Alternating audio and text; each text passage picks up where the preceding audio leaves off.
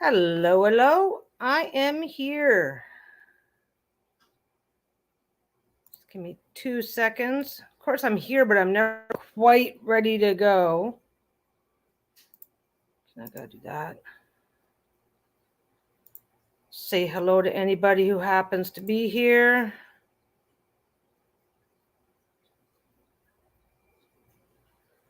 Okay. Are we good to go? We are good to go. Oh, that's what I didn't do. I didn't click that button. I did not click the button. Happy Friday. Went to bed last night with 2 blankets because it was chilly, and I woke up this morning with the air conditioner on and a heat wave pulling in. And weather's weird in Vancouver. We're in Canada. It's the national pastime to worry about the weather, I guess. But we go from this region. We go from cool and rainy and cooler and whatever, and then all of a sudden you just wake up one day and summer's here. So summer showed up this morning, which is nice. We've got one of those cheap little portable. Hi, Moira. We got one of those cheap little portable air conditioners, so we just keep that ready to go. So we got that. Oh, I'm out. I wish I was drinking something cooler than Diet Pepsi, but that's okay. Be right back.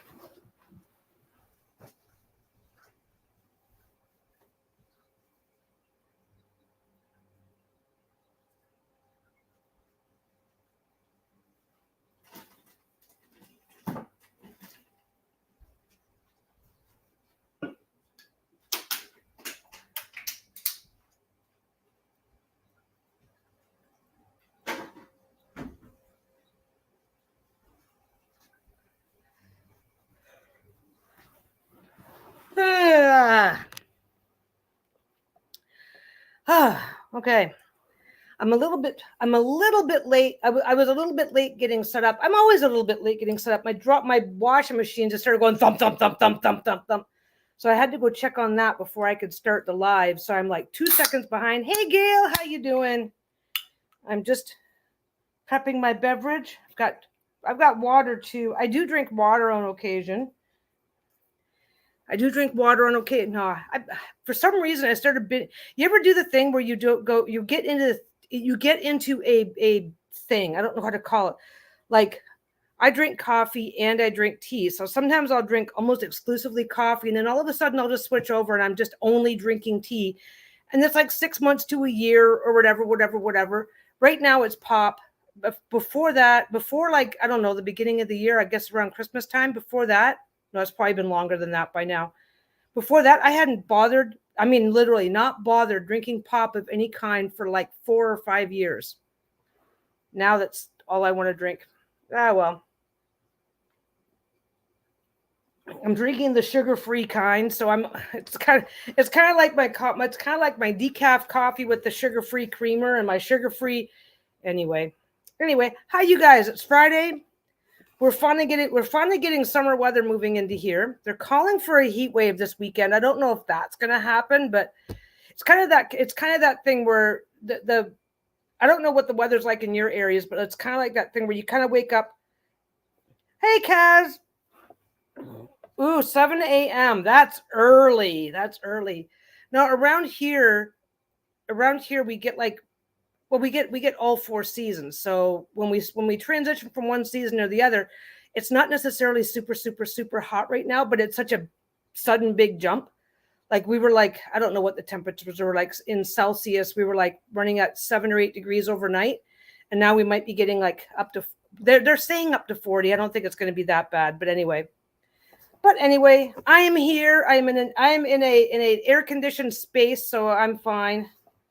We do this funky thing. We put the air conditioner in the back because we've got so much stuff plugged in the living room that we would blow the fuse. Wow, trip the breaker. I still say blow a fuse. We don't do fuses anymore.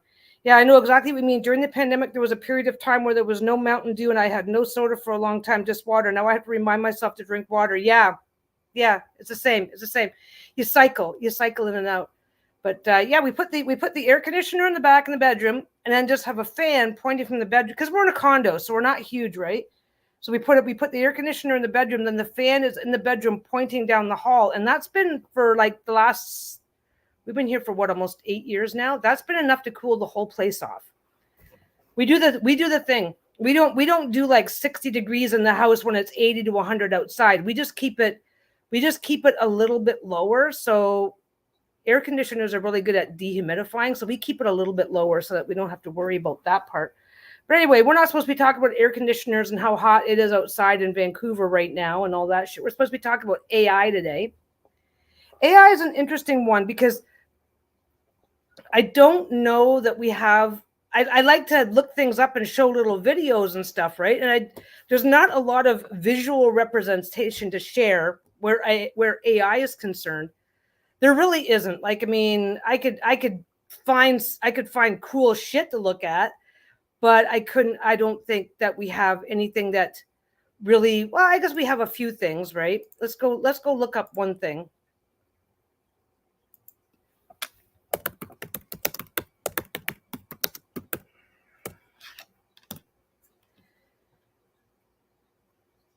Oh, Boston Dynamics. You guys ever heard of a company called Boston Dynamics? This is an article from the. Come on. We'll start with this one. Share the screen. Because Lisa and I told Lisa. I said to Lisa. I said somebody had suggested that we talk about AI, and we realized that it's actually a much bigger topic.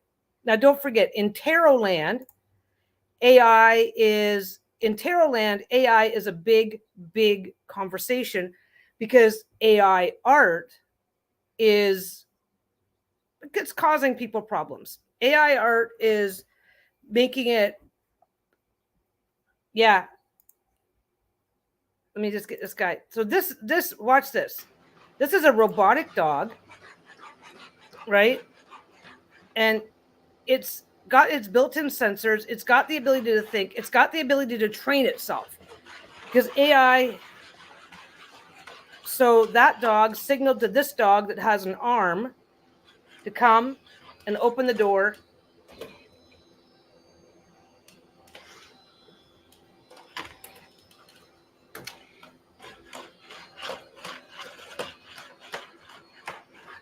To let its friend through. And that's not possible. Hi, Tammy. This kind of robotics work is not possible without AI, right? So, I don't want to do that. I did it right this time. So basically that's AI, right? And the art, the video that I came up to. What did it just say? This is like 44 seconds in. I wasn't even looking at what it said. Does the thought of a robotic dog helping out around the house sound appealing or terrifying? I don't see it in as big of a thing as you guys see it. And it's like, well, both, right? And this is the conversation that we're having around AI right now. Yeah, ethics of AI art. Now we'll definitely get to there. We'll definitely get there for sure. So there's a whole lot of stuff that's happening with AI. Some of it good. Okay. It's all a matter of opinion at this point. Okay. Like, let me just, like, full disclosure, you guys saw the little brain. Okay. I took an image that I found on Google and used that, and then I put some text over top of it, and that was the title screen for my live stream today. Let's see if I can get back. Let's see if I can show it. Yeah, there it is right there.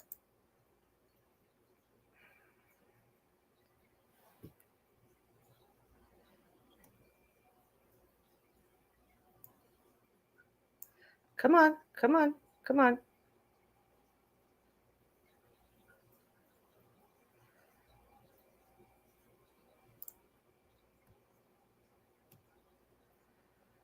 the hell is this doing?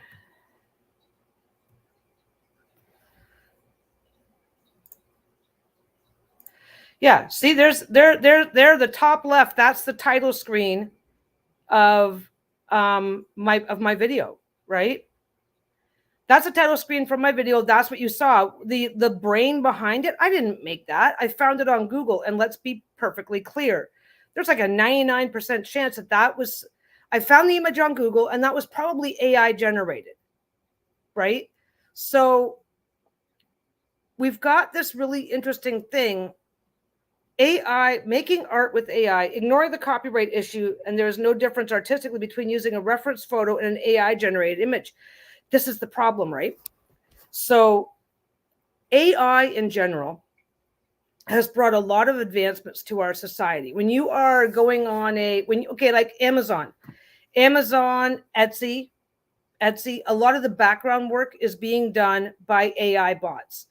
Set it to, because don't forget, an AI machine an AI machine or program or application, anything that's being run by AI is only as intelligent as we let it be. So when you're setting up, when you're going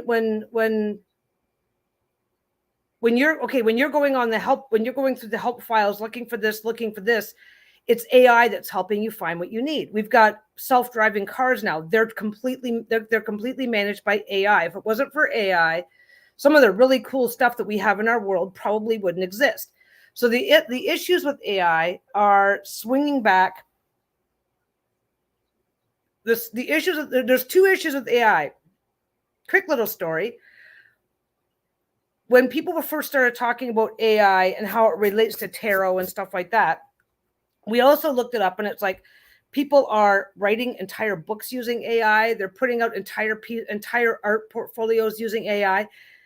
There are AI detectors. There's an AI detector that you can use, and you can take a piece of writing, you can put it in an AI detector, and it will tell you what percentage possibility.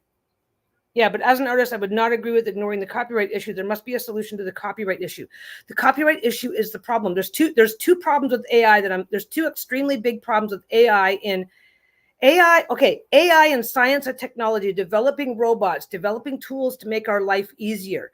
That is one completely separate side of the equation. A self-driving car cannot succeed without functional AI to manage the car. And as you saw with the robotics example, one AI is able to, they are able to communicate with each other the same way. Hey, can you get the door for me? Well, the one robot walks up to the door, does not have the ability to open the door, sends a radio signal, same way that we would like pick up the phone. Hey, come and open this for me. A second dog comes around, opens it up. So we have elements of AI that, once they're properly and fully developed, are going to make our lives very, very different, and ideally better. So when it comes to AI and creativity, AI and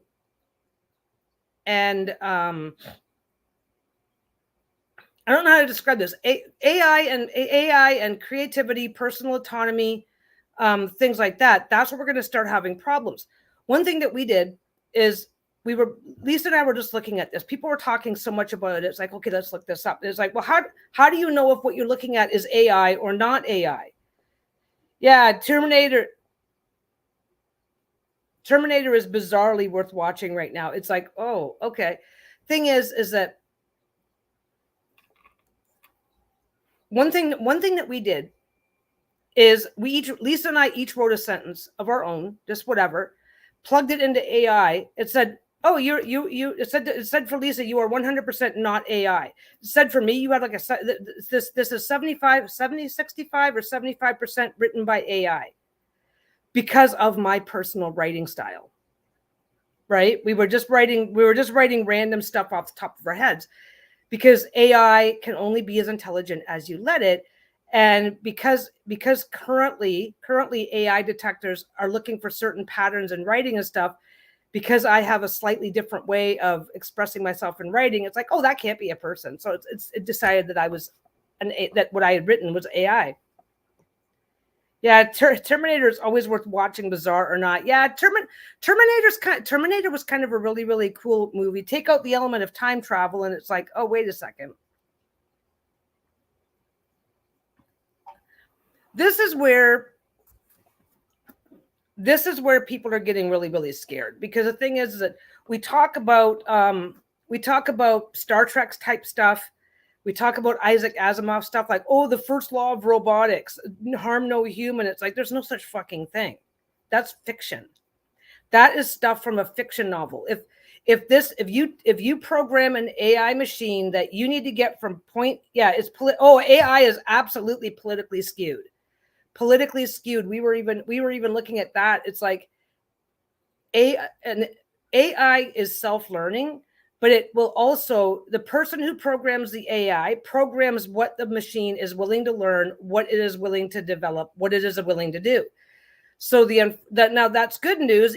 That's good news that you can't plug into AI. Explain, if you say to AI, write me a romance novel, and it can do it. Boom, here it is. It's going to be crappy, and you just have to go in and edit it. Whatever. It's like, it's weird. It's fucking weird.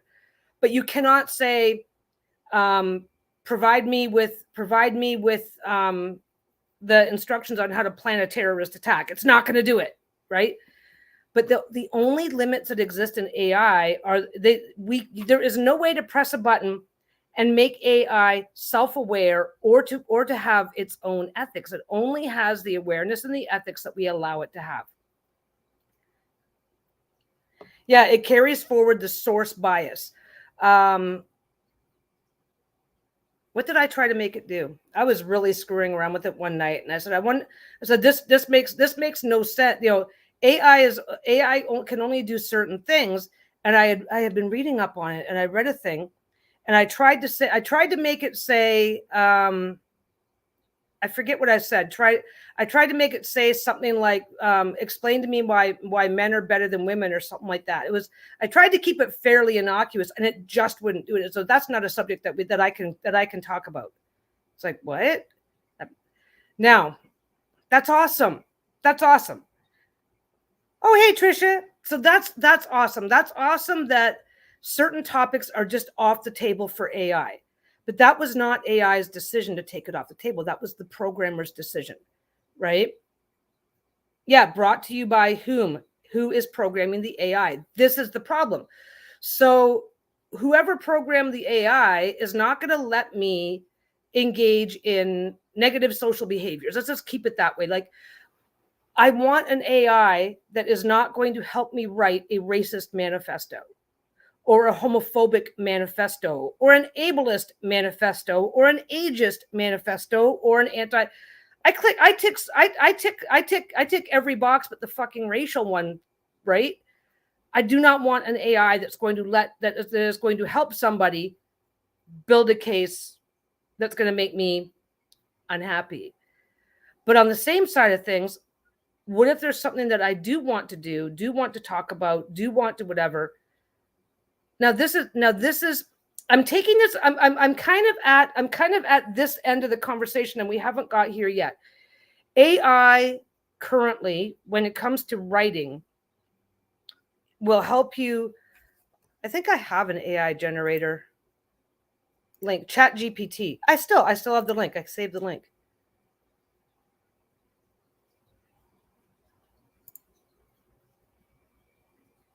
Write an email. Okay, let's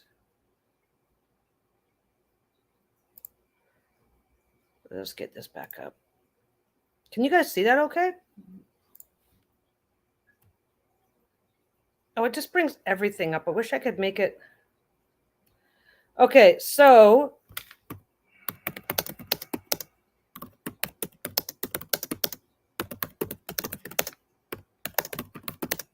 write me a resume for a person with 20 years experience in the okay, let's pick something. 20 years experience in customer service. Okay, your name, state, city.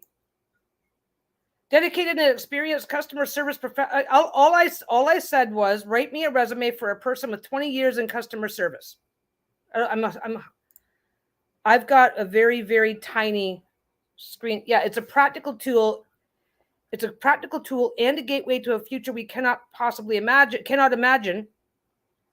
Yeah, companies are using AI to help narrow down job applications, but they found out that the only job applicants we're getting through were those of white males. This is the thing. The only applications that we're getting through now, I think that was skewed to a certain thing, but the only applications that we're getting through are ones that are written in certain ways, right? So basically I've got your name, your address, city, state, zip code, phone number, email address, objective, dedicated and experienced customer service professional with 20 years of experience in delivering exceptional client support and satisfaction, seeking to leverage extensive industry knowledge and proven skills to contribute effectively to a customer-focused team, professional experience, customer service manager, XYZ company. Led a team of 15 customer service representatives overseeing daily operations and ensuring I didn't say that. Implemented a customer service policies and procedures resulting in a 20% improvement in customer satisfaction ratings, conducted regular training sessions, handled escalations. Here's the next job, provided frontline customer support for diverse, and again, company, city, state, month, year, troubleshooting issues, processing orders, recognized for consistently exceeding performance targets, achieving a customer satisfaction rating. So, okay, this was programmed. Now, ChatGPT is an open source, and it basically learns. The problem. Okay, AI, Boston Robotics AI. It's only going to be allowed. Those robotic dogs are only going to be allowed to learn certain things related to what they want the machine to do. Self-driving cars are only going to be, and again, it's about how it's programmed. A self-driving car is going to be programmed because AI, okay, current GPS technology, right? As people continuously, all teachers are having to learn how to spot AI cues because kids use them for essays and exams. I just wrote an extensive resume that all I have to do right now is copy and paste this into a document, change out the names of the companies, insert the name of whatever companies I was happen to work for. I've got a complete, Bachelor of Arts in whatever, university, city, state, year, skills. This resume template, this is not a template, it's a complete resume. This just wrote me a complete resume that's a complete fabrication. So we've already stumbled into the first problem of AI, and that is AI can help unqualified people find their ways into positions that they're not qualified for. Oh, you're not late, Trish. We've only been going. I talked about the weather and my fucking air conditioner for 10 minutes. We're fine. I kind of realize that if I just go, hi, we're talking about AI, and just start diving right in, that everybody feels like they're late all of a sudden. So the first problem. Okay, so let me back up here. AI is those customer service bots that you get when you try to call Amazon or even Etsy customer service, with the bank. Those customer service bots that guide you through all that stuff. You say, type what you're looking for when you're going on online customer service. Type what you're looking for, and then they try to match you with an answer. That can really help. Amazon is a big enough company with enough employees as it is. They can't afford the 2 or 3 million customer service reps that it would take to provide live support every day, all day. If they had that much live support, then they would have to then their prices would start going up and up and up and up and up, and suddenly Amazon's no longer appealing to people who need fast delivery, good prices, yada yada yada. I like Amazon. There's a whole lot that's appealing about it for me, especially when it comes to products that are not easy to find or acquire. Like for me, I get a lot of I don't get my fabric online, but like when I need special, I just ordered a special set of pins that are silicone tipped, so you can pin and oh hey Kendra, I just bought a special set of sewing pins that you can pin and then iron over top of them. I can't get them at my local stores. It's like I'm not going to find them without something like Amazon. I'm defending my Amazon habits. But anyway, AI has allowed these companies to get bigger while keeping their costs down. Now, the human cost, the more they embrace AI, the less employees they need. That's kind of not okay. There hasn't been the assumption is, oh, these guys will just go work somewhere else. And then eventually you find that there's no more. Yeah, I got them on Amazon. Look up silicone sewing needles. They're not silicone. It's a regular sewing needle, but the tip, instead of that plastic that melts under the iron, is silicone. It's kind of cool. I'm probably going to get them out next week. I didn't do a sewing video this week because I just really had to binge a couple of other. I had to get some other stuff done, and I buggered my wrist again.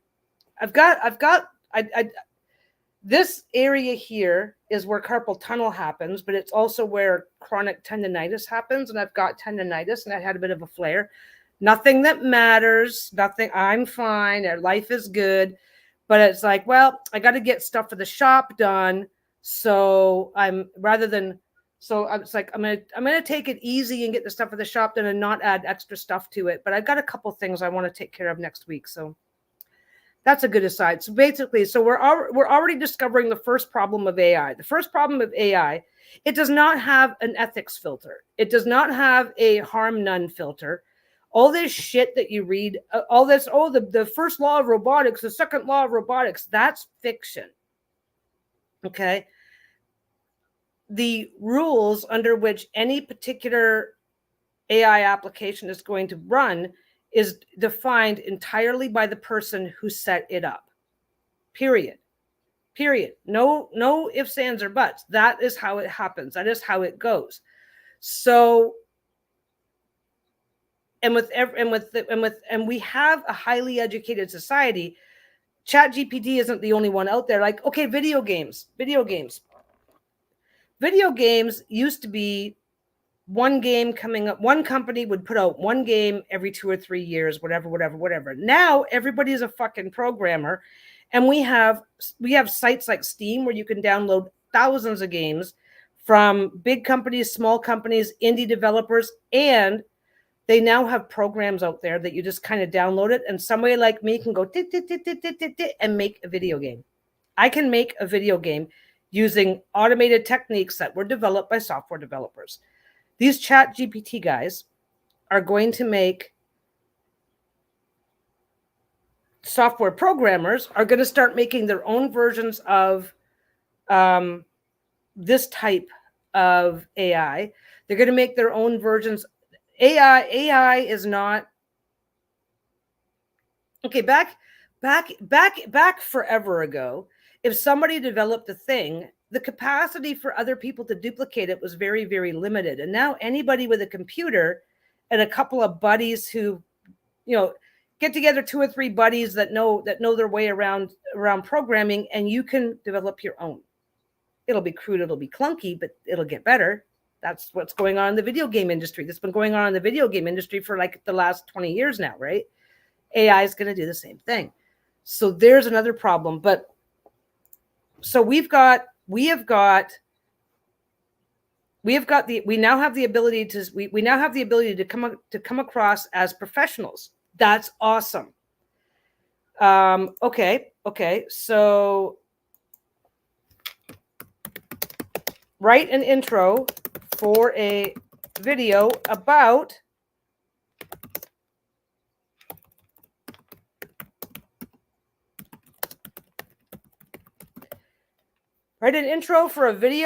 artificial intelligence. Welcome to an exploration of artificial intelligence, the groundbreaking technology shaping our future, from revolutionizing industries to transforming daily life. AI is more than just a tool. It's a catalyst for innovation and progress. Join us as we delve into the world of AI, uncovering its capabilities, ethical considerations, and the endless possibilities it holds for tomorrow. Get ready to embark on a journey where intelligence meets ingenuity and where the future is already at our fingertips. This is artificial intelligence, redefining what's possible. It's like, wait, I didn't say that. I didn't say none of that.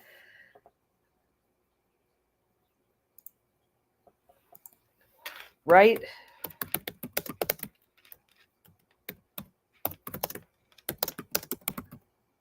Write an intro to a video about the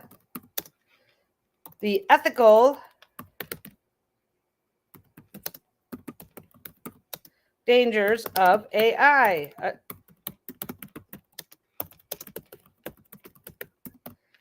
If I could spell it, that would be really helpful. Let's give that a second. In the quest for technological advancements, we stand at a crossroads where innovation meets ethical complexity. Wait a second. I said ethical dangers. They changed it to ethical complexity. Yeah, that's a great intro. That is an awesome intro. I actually tried it a couple of times. I think I think I've got a couple of videos where when I was screwing around with it, and it's like, oh, let's do one and see what happens, see what it looks like, right? Okay, but let's take a look at this. In this quest for technological advancement, we stand at a crossroads where innovation meets ethical complexity. Artificial intelligence, while promising incredible opportunities, also raises profound questions about our future. From privacy concerns to autonomous decision-making, the ethical implications of AI are as vast as they are urgent. Join us as we explore the ethical dangers of artificial intelligence, examining its potential impacts on society, jobs, and the very fabric of human interaction. This is not just a glimpse into the future, it's a critical reflection on the choices we make today. Welcome to the discussion of the ethical dangers of artificial intelligence. And yet the first thing it did, okay, you know what? I like playing with the image maker. I do. I enjoy playing with the image maker. I am never going to take a piece of art from that image maker and sell it. That's my ethical limit. Does that make sense? I have no problem going, let's play with this. Let's get an idea. Sure. Perfect. And no, wait. NOP perfect at interpreting your natal chart. I feel bad for kids in a way, because how are they supposed to pick jobs or get jobs when AI can take over? Absolutely. I could have taken that resume, put my fucking name at the top, and I've got the actual experience, but it certainly isn't. I never managed a team of 15. How is anybody going to know that? Especially if I name, okay, look, we are post-COVID. I can name companies that are no longer in business. Sears in Canada. I don't know if Sears is still in the States, but Sears in Canada went bankrupt. Oh yeah, I worked for Sears for 23 years. I was the lead manager down at whatever location in a different province. And you're never going to find, AI, and this is just Chat GPT. This is just a basic chat program, right? This is the same thing about photography. Then again, maybe they were right. Thing is that kids are going to go in. Watch this. Okay, so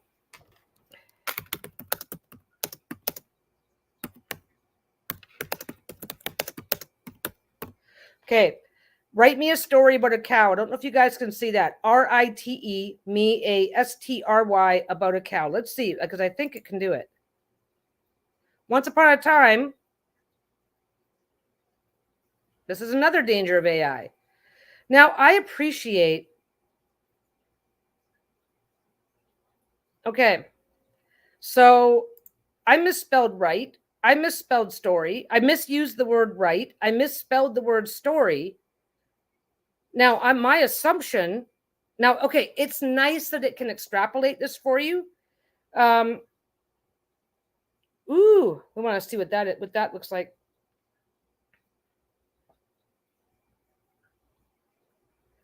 But here's the thing. If I were doing something, okay, look where I do my own text overlay, but I'm getting most of my imagery just off of Google, and you can kind of tell a lot of the time. It's like, I go on Google, I get an image, I put the text over top of it saying whatever. Okay, let me back up. When I'm doing a sewing video, I will just whatever, and then afterwards I'll take a photo of whatever we made. I'll take a photo. I don't do it every single time, but sometimes I'll take a photo of whatever I made and then add the text and then replace the. I don't know if this one will do it.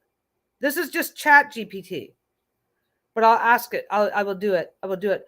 So, but look at this. This really matters to me. So so basically a barely literate question turns into an easy A for an illiterate child. Right? or it turns into an F because it's so obvious. Once upon a time in the rolling hills of Green Pasture Farm, there lived a remarkable cow named Daisy. It named the cow for me. It told me the name of the farm. Daisy wasn't just any cow. She was known far and wide for her gentle disposition and keen intelligence. Her coat was a beautiful mix of black and white. I would have just said, once upon a time, there was a cow. This is better than I would have written it. Would amble through the meadows. Yes, Daisy was never boastful. Instead, she would share her findings with her fellow herd members, nudging them toward the best spots with a contented moo.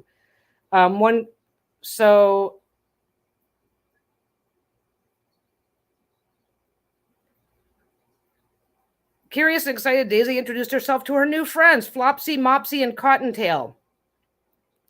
Taught Daisy their favorite games of hopscotch and hide and seek. Okay.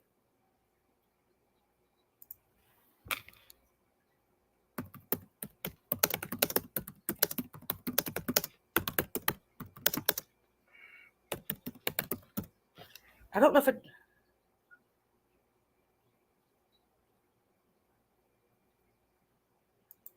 it tried to give me an image, but nothing. Because I'm not signed up.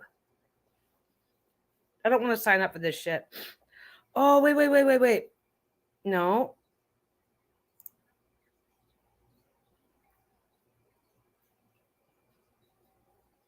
Yeah, I find it fairly easy to base the student to tell if it's an AI paper. You get used to the skill and it's easy to figure out. That's true. But if you're a new kid in a new school, right? Or you just start with this and then rewrite it in your own words. Schools and universities are struggling with AI and plagiarism problems. Absolutely. That's been turning into a huge, huge issue. Okay, so let me just go AI detector.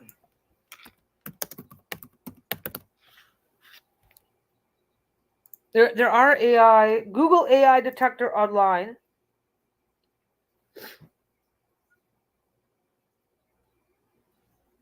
Generate. This is weird. Okay, this is not Google.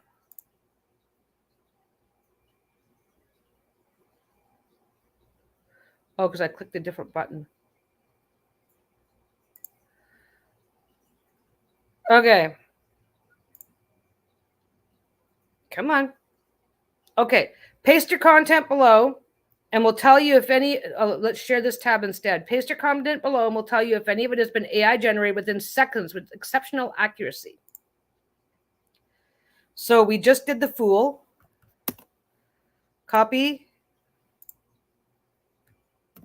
Paste. Check. AI content detected. Okay. But, it's not. Oh, if you sign up, it's not. It's telling you how much of this content is AI. Okay, so now what have I got? Let's see what I got here. Okay. This is a little book called The Science of Getting Rich. Okay, this is a little book by Wallace D. Wattles, Sun Books. And this is a reprint of this is reprinted in 1996 this is reprinted from a book that was originally copyrighted in 1915. So let's see what happens.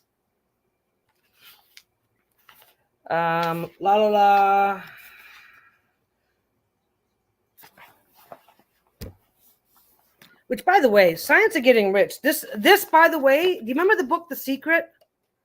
This is the book. Okay, I have the 1996 reprint, but the original 1915 version of this book was I don't know if it was entirely the basis of, but it played a big part in the book The Secret. And oh God, Science of Getting Rich and the Law of Attraction. Okay, so we're gonna start typing. Come on. Clear. Enter text here. The object of all life is development.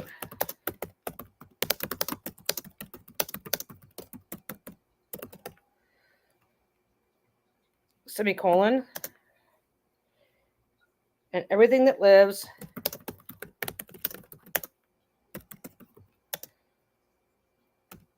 has an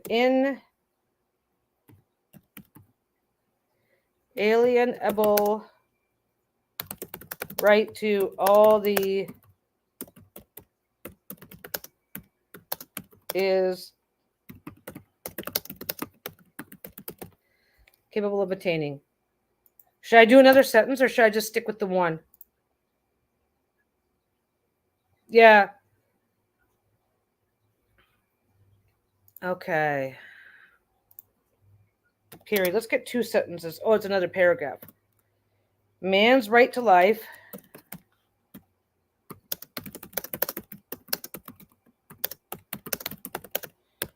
to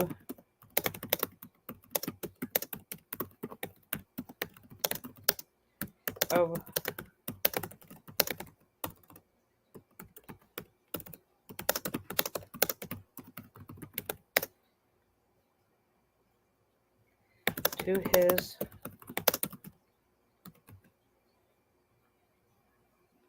mental. Oh my God, I can't spell spiritual unfoldment. Okay, I'm pretty sure this is colon or, in other words, this book, by the way, we should probably. I would love to talk about this kind of stuff because it really redefines us. So it really I've read this book. It's really interesting. Okay. Oh, this is human text. Okay. Now, so what? So that identified it as human text. Okay, we're good. We're good.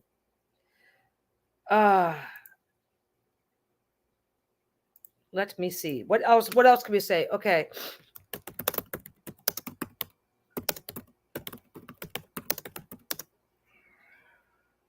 The Fool card. I'm not gonna take the whole thing. Represents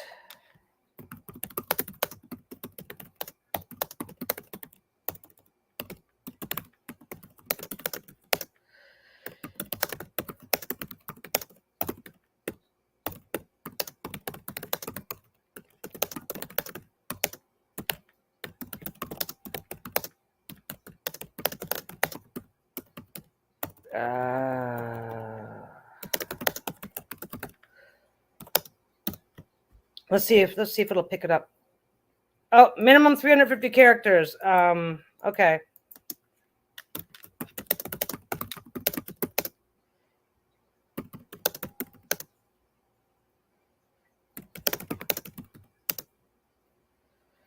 On that new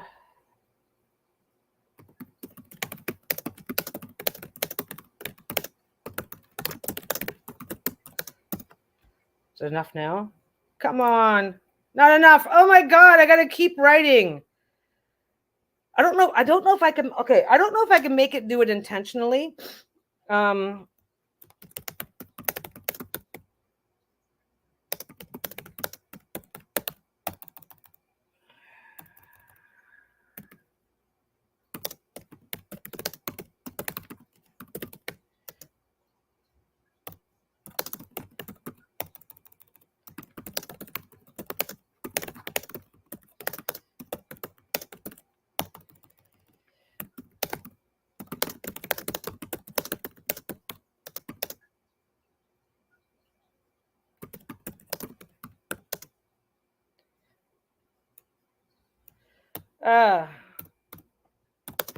Let's see. I just want my 350 words.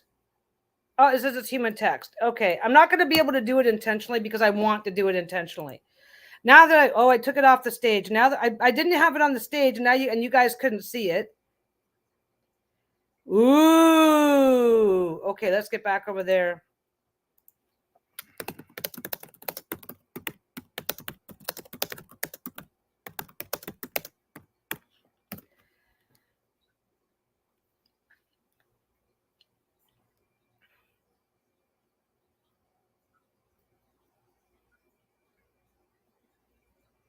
Okay.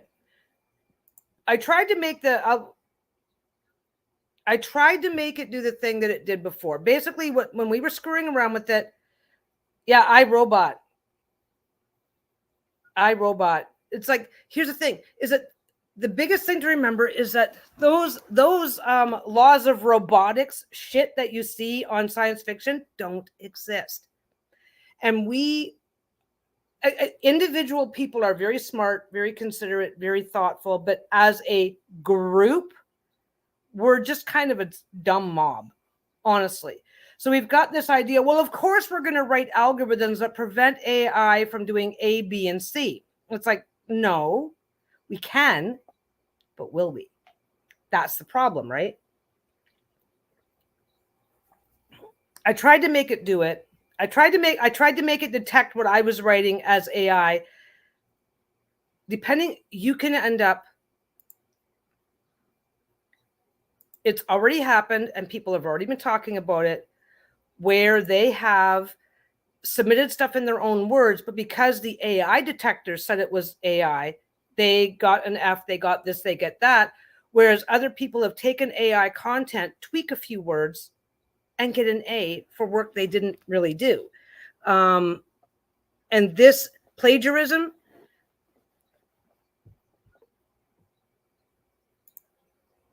basically AI looks for very specific things.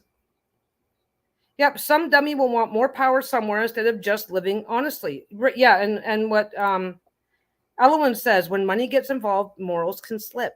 And this is the problem. It's like this story about the cow, right? So I take this story about the cow. I've now got a complete story about a cow. Once upon a time is obvious. Once upon a time at Green Pastures Farm, a cow named Daisy lived. Okay. Daisy was known as a gentle cow, a gentle, smart cow. Her coat, she had a beautiful black and white coat and was curious and kind. Easy enough. I'm starting off with an original. I'm starting off with an hi Blue. I'm starting off with an original story, rewriting it in my own words. Because this is a trick that used to happen in public school. Kid would look up a story, okay, rewrite it in their own words. They get caught because they're writing green eggs and ham, right? So now you can get AI to create an original story, rewrite it in your own words, and it's an easy A. I'm going to go read what it says about the future of AI, though, so I don't lose track of that, because I'm going to lose track. Blah, blah, blah. Going to the predicting the future of AI involves considering various factors and potential outcomes based on current trends and advancements in technology. Okay, that part's true.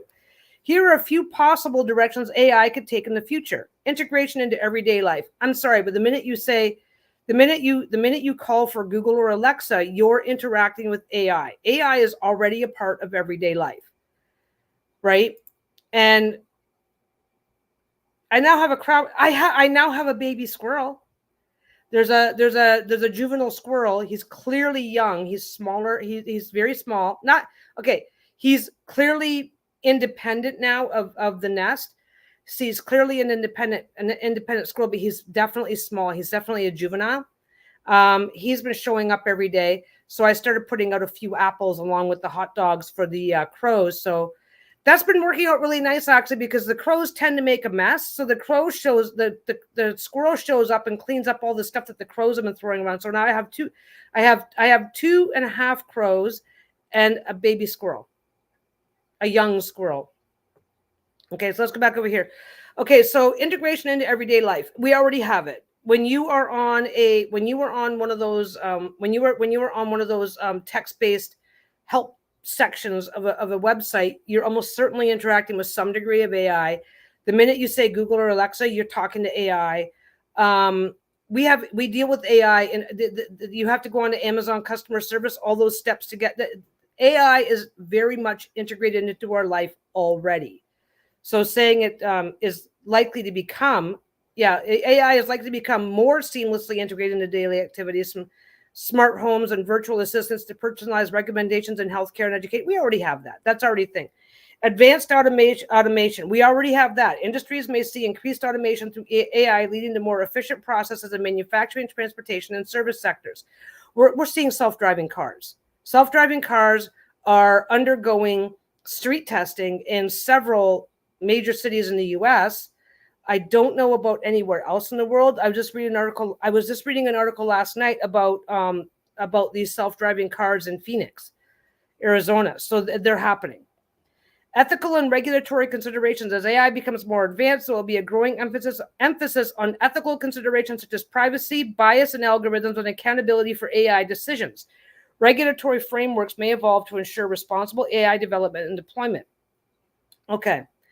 Number three is the one that we have the biggest problem with. And again, with the advancements that we're seeing in other computer technologies like video gaming, and now how basically anybody with a halfway decent education in programming can make their own video game in 20 or 30 years, or maybe it's even happening now and we just haven't noticed yet.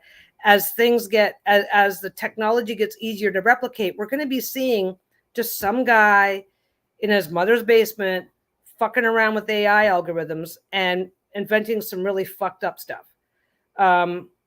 Regulatory frameworks may evolve to ensure responsible AI development and deployment, but as we're seeing with people that make computer viruses and all that other shit, enforcement is fucking hard. Advancements in AI research. Continued research in AI could lead to breakthroughs in areas like natural language processing, computer vision, and reinforcement learning. This may result in AI systems that are more capable, adaptable, and able to perform complex tasks with human-like understanding. That's the scary one, because once AI reaches a certain level of intelligence, I'm not sure that I'm not self-awareness, stuff like that can be programmed in or programmed out. I don't think we're really at risk where that is concerned, but we definitely are at risk of going to the doctor for the common cold, and you go into the doctor, and depending on what your symptoms are, you might see a real doctor or you might see the AI assistant. That one could be scary, because you can go in and lie about your symptoms or not understand your symptoms, not explain them properly. Collaboration between humans and AI. AI may increasingly work alongside humans in collaborative environments, augmenting human capabilities rather than replacing them entirely. Replacing them entirely is the big fear. It is. This could lead to new forms of creativity, problem solving, and innovation. I will say that this could lead to new forms of creativity, problem solving, and innovation, but I will say that that's only going to be true for some people. Global impact. AI has a potential to address global challenges such as climate change. Has a potential to address global challenges such as climate change, healthcare accessibility. Again, go talk to the AI assistant before the doctor will see you. And resource management through predictive analytics, personalized medicine, and efficient resource allocation. Cultural and society.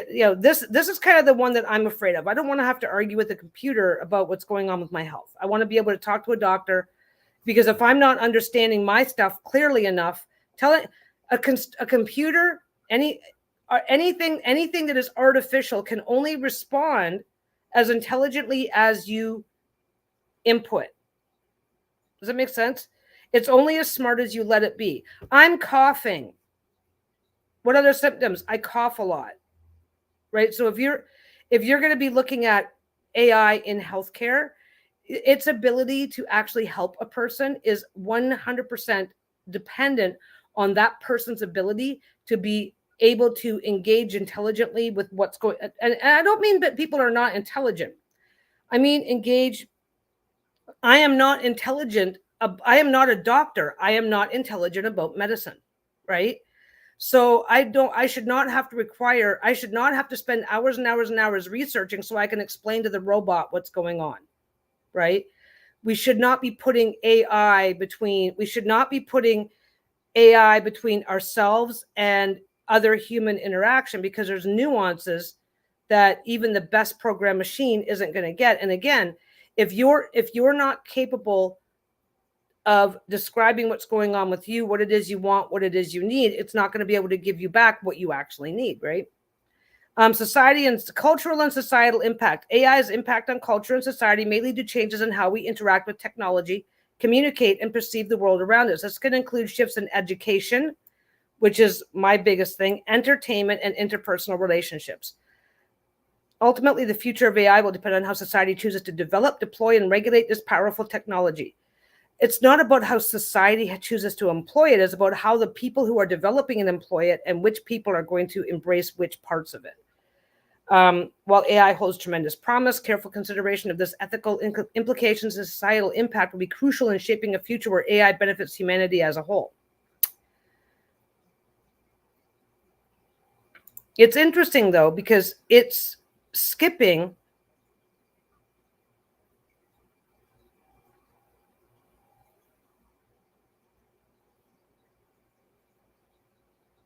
Yeah, I deal with AI every day at work where medical charts are AI documented. I end up checking these charts, correcting or rejecting them.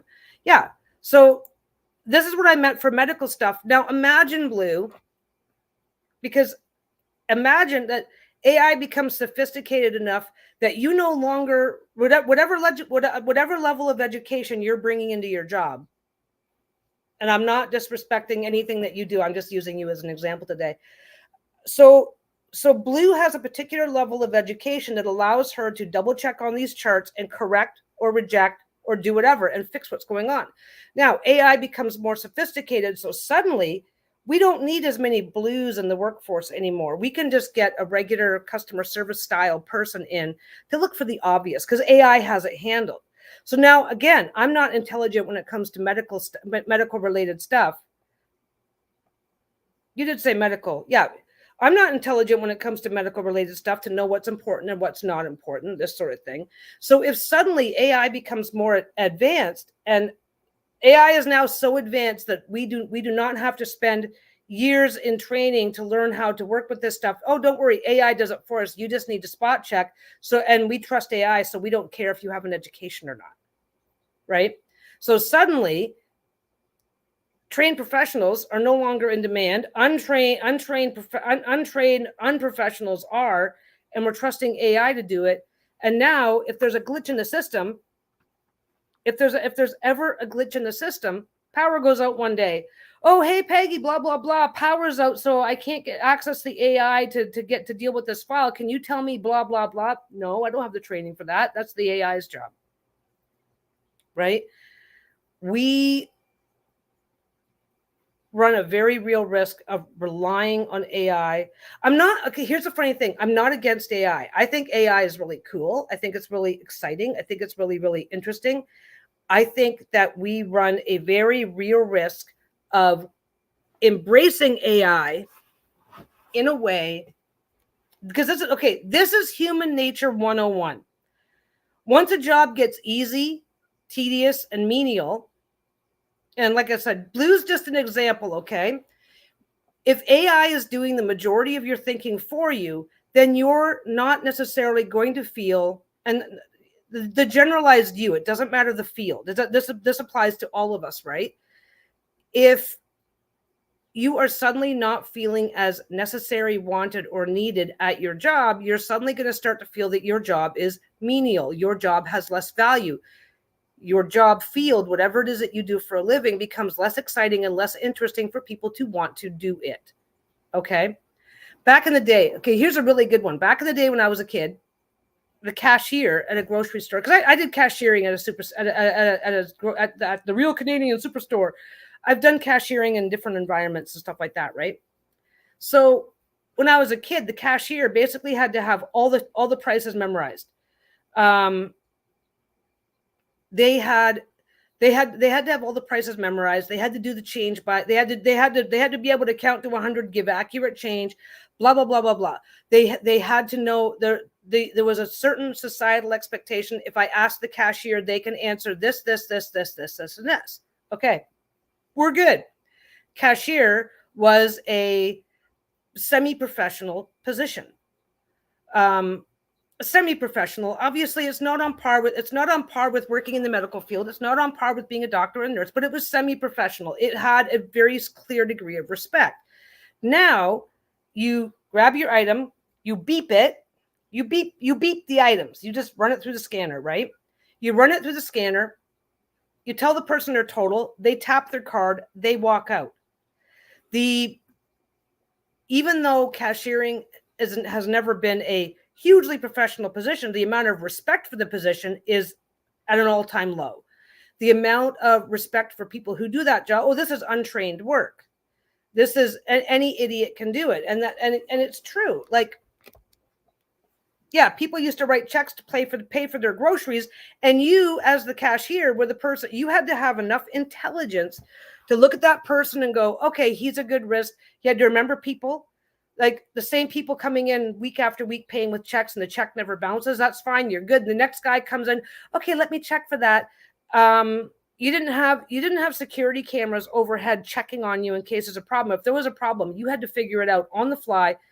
There was a lot more responsibility, and you were treated as a person with responsibilities. You were not treated as just some obstacle to me getting the fuck out of here and getting home and having my Cheetos, right? And the whole attitude around it has changed. Yes, AI can't be prevented. AI shouldn't be prevented, but we have to be careful not to become lazy and completely reliant on it. Okay? So cashiering, like I said, I did cashiering. When I first started, when I was working at a burger place, right? Doesn't seem like much. Yeah, I always manage to mention food, don't I? I was cashiering at like a burger place, right? I had to know all the pricing. People would say, oh, how much is that combo? There was no combo price listed. There was like everything was, this was like 40 years ago. Okay. So it's like, oh, well, if you do this and you had to know all the shit. And then you had to handle their money, and they had to trust you to give them back the right amount of money. They were decent to you. You were decent to them. People didn't act the same. And again, watching the deterioration of just that industry, just that one particular aspect of semi-skilled, I call it, maybe lightly skilled is a better word. I don't know. Okay. Now it's unskilled labor. Now there's kids that don't even know how to count to 100 doing cashiering because they just read the screen. I had one person, food or farts. Yeah. I had one person, I was going in, getting some stuff. The power was out or something. So they were, and I had cash. She didn't know how to count my change. People were not all fuckers. Yeah. Well, that's another problem that's happening, right? Thing is that this was considered, okay, cashiering was considered a respectable form of employment for a lot of people. Now it's nothing because the system is so, now self-checkouts. Well, why should I go over there? Why should I go over there and let her fuck up my order when I could just go over here? Yeah, it's hard. Cashiering is hard work, especially because if there's a problem, you're probably the first one that's hearing about it. You're the first one that's got to deal with it. But anything with the public is hard work. Thing is, though, is it used to pay. You would go into a job and the cashier position always pays more. Now, not so much. Depends on where you are. Anyway, I'm babbling about the position, but what I'm saying is that now cashiering is so automated that it's all self-checkout. That's AI. That's AI generated. AI is in charge of that. One person is now managing 20 checkout stalls. I went into Walmart just a couple days ago, right? 20 stalls. There's like 2 people managing the whole thing while people are doing the work for you. Obviously, as a profession, cashiering does not enjoy 1/10 of the respect that it used to. And it's now no longer considered to be work requiring any intelligence whatsoever. So what happens? If the work doesn't require intelligent work, if the work doesn't require any intelligence, if that's the common perception, then why would intelligent people do it? So now let's get back to picking on Blue. Okay, so your job becomes so overly automated because AI is getting a little bit better, a little smarter, a little this, a little bit of that. Now it's like, well, why does your job require training? Why does your job require intelligence? Why does your job require anything other than being able to read back what the AI is telling you? So now it becomes less appealing. Yeah, the banking is similar, respectful positions, and now there are so many online banks. But the problem is once a job is seen as anybody can do that, Anybody can half the cashiers out there now don't even handle cash. They just manage the machine. Doop, doop, doop, doop, doop, doop, doop. And I don't know about where you are. Where I am, this is a more urban area here. Somebody just packs somebody just walks through the cash, keeps on heading for the door. Not your problem. Stay out of it. No, not your just. So yeah, half the time cashiers are just waiting for the machines to do the work for them. Okay. So back to Blue. We're picking on Blue today. So the danger of AI is that jobs that currently require training and intelligence, yeah, we go to the cashier instead of self-checkout. We can all make that choice. I do. I go through the cashier as often as I can. It's like these machines are taking away paying jobs, and we don't have enough paying jobs. We do not have enough paying jobs for lightly skilled people. Because, but the thing is, back to picking on Blue. I'm supposed to be picking on Blue. Stop distracting me, guys. So the thing is that Blue's position, I'm assuming, requires a certain amount of training, a certain amount of intelligence, a certain amount of ability, a certain amount of skill. And now that AI is doing it all, how is the public? Now, it's not about the reality of what your job requires, because we're going someplace different here. What is the reality of how the public perceives your job if suddenly AI is doing most of it? Why would I want to do that job? Well, I'm going to go get an education just to watch AI work. Yeah, I'm going to go. I want to do something. I want to do something that makes me feel like I matter. As AI starts taking over certain jobs, we're just picking on Blue because we can. It's her turn. It's Blue's turn. That's because Blue mentioned working with medical records. Obviously, it requires education, training, all kinds of stuff. But there's an AI component to it. And as AI gets better and better and better, not only could it end up pushing people like Blue out of that part of the profession, and I'm assuming that you would just go into a different profession, but it changes the public perception of what that requires, which means that the number of people willing to do that job goes down. I'm from like a blue collar town. Okay. People aspired to become cashiers.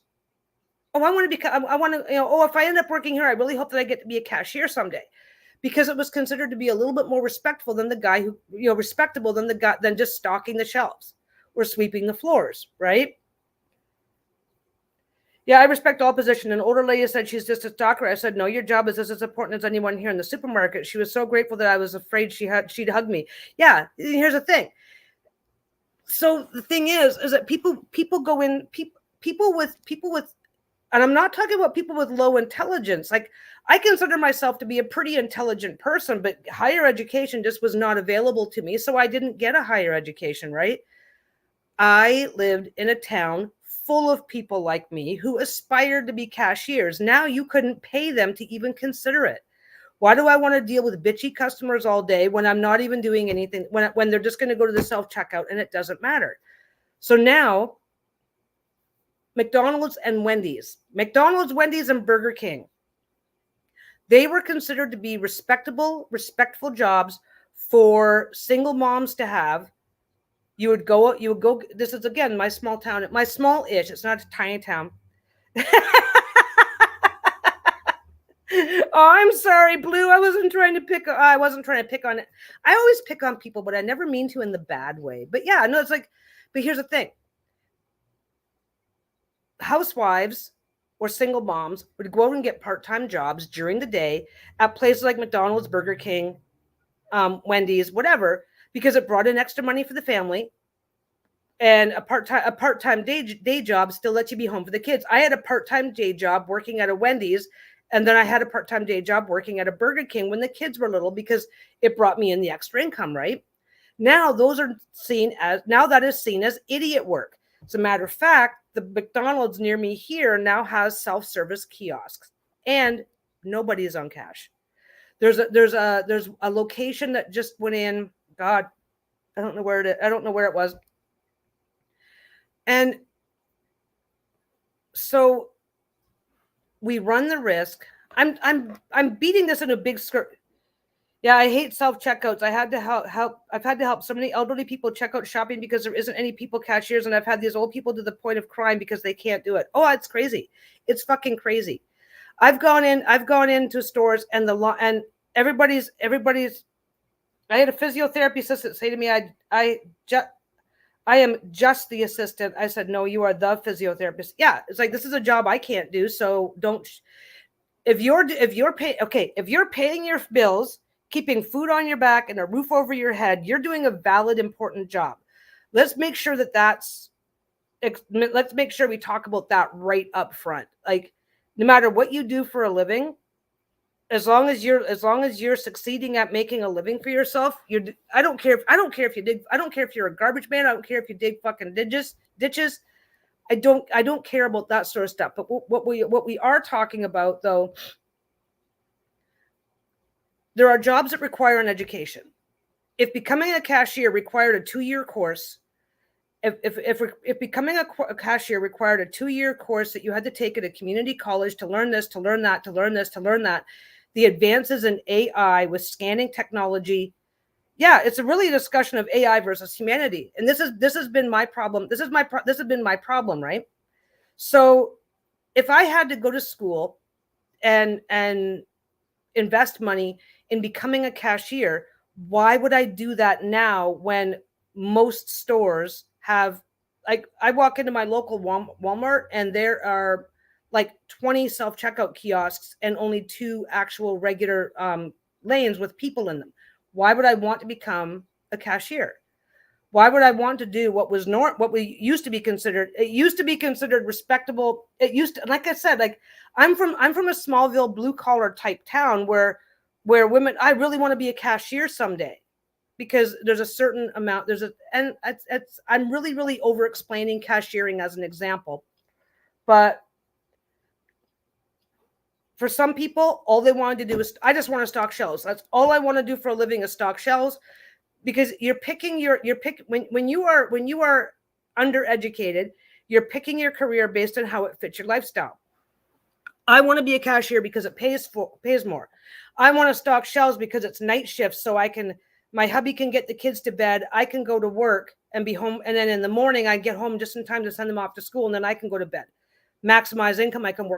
You can work full-time stocking shelves if you're overnight. You can only work part-time if you're working the day shift, assuming that there's kids at home and there's no daycare in your area. That's the reality I grew up with. There was daycare, there was all kinds of stuff, but it wasn't the same as it is now, right? So let's get into more advanced professions. Yeah, I love stocking shelves. So good for people with. Here's the thing. I have said this for years and years and years. If every single job paid the same, you're required by law to have a job, but no matter what job you get, whether you're a doctor, a lawyer, or stocking shelves for a living, no matter what job it is that you're doing, you will get paid the same no matter what. And we've evolved a society that can function like this, but we've evolved a society that can socially, economically function this way. If that was our society, the things that people would be doing for a living would shock you. That doctor might be out digging ditches all day because he just enjoys being outside. The person, like you said, with anxiety, with panic disorder, they might be the ones doing all the night stalking because they're doing a job, they're getting stuff done, and nobody's fucking bothering them. The jobs that people would be doing, the number of white collar professionals that would be in McDonald's flipping burgers would astound you. And this is why we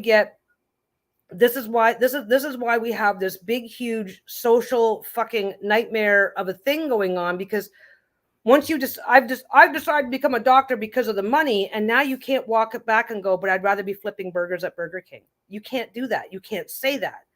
Because it's like, well, what's wrong with you? Why would you want to do that? Only people who can't get a good job would do that. It's like, yeah, but it's not about that. It's about personal fulfillment at that point. If we took money 1,000% out of the equation, you have to work, but you get to choose. Yeah, AI makes too many mistakes and requires maintenance, but I guess it's cheaper than hiring people, maybe. This is the problem. This is the problem, and this is the fear. AI currently is not advanced enough for anybody to feel like they're at risk until they are. Maybe that's why I've been hyper fixating on that cashiering argument. Because once but the cashier used to have to know all these prices. Used to have to know all the prices, or if it didn't, have to punch everything by hand, do the thing. Then they developed the barcode and scanner technology. That was like early level AI, right? Commercial airline pilots notoriously have to work a second job. Yeah, because they're doing what they love, right? It's like fucking crazy. So the thing is that once AI showed up on the scene, cashiering, which had a lot of positive beneficial things for a lot of, especially women, especially single moms or moms that needed to help supplement the family income, it was a great job to have. Then scanner technology comes in, boop, boop, boop, boop. You could be trained to do the job. My job training to work at the superstore took like 3 days. Because just to go okay, just to go over the federally required training things, like, okay, well, here's all the codes for the vegetables and fruits that you got to punch in because they don't come with a barcode. Here's how you use the phone system to call this and call that. Oh, and the government says we have to train you on this. So here we're going to go through the company handbook. 3 days. And okay, sorry. 3 4-hour shifts. So 12 hours of training.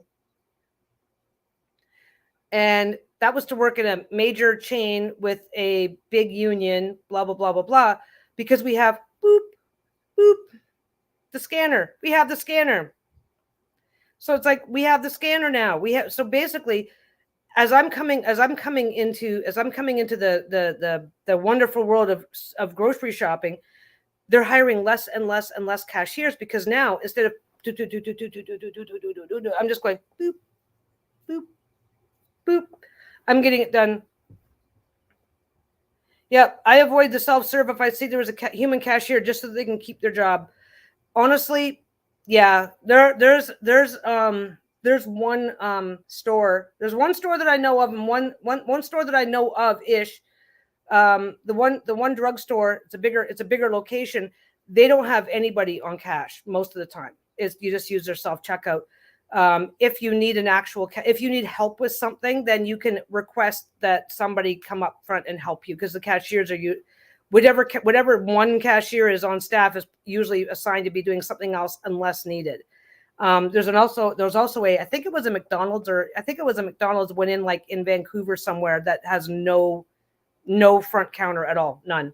It's just all self-serve kiosk. If you self-serve kiosk, pay with your credit card. If you can't do that, they don't want your business. We've seen the decline. And like I said, cashiering is a good example because that's something I did. And I'm harping on it way too much, but just sue me, right?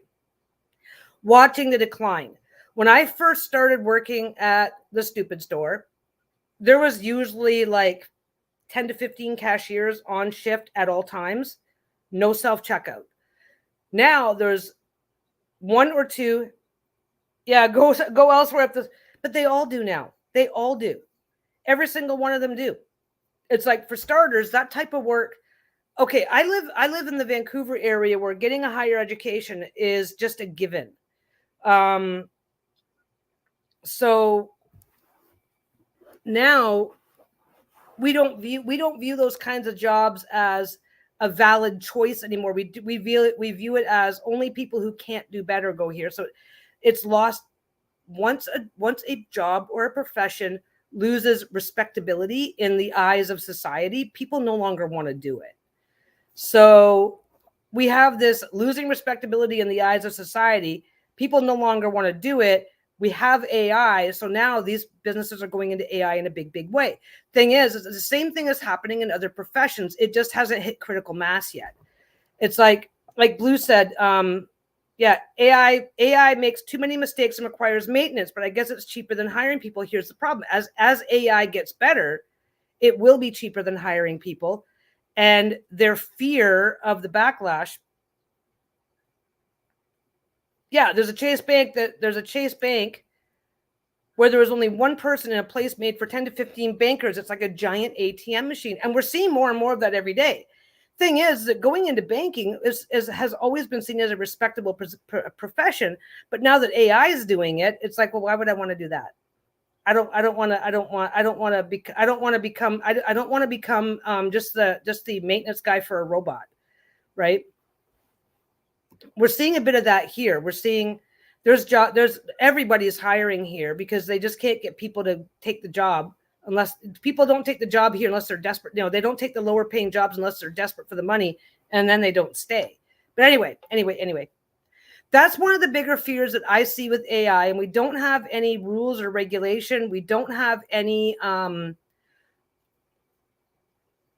we can't control how society in general is going to react to a thing. And that's what we need to change. We need to change society's reactions to things to go, that's fine that all this shit is automated now. Now, how are we going to make sure people stay employed in things that they're going to feel good about doing? And everybody's response is, well, fuck them. I'm making my money. I don't care. I need my groceries to stay cheap. Right? That's the response. I need my medical service to be faster. I need all, and we live in a society, the minute we get something, we want the next thing.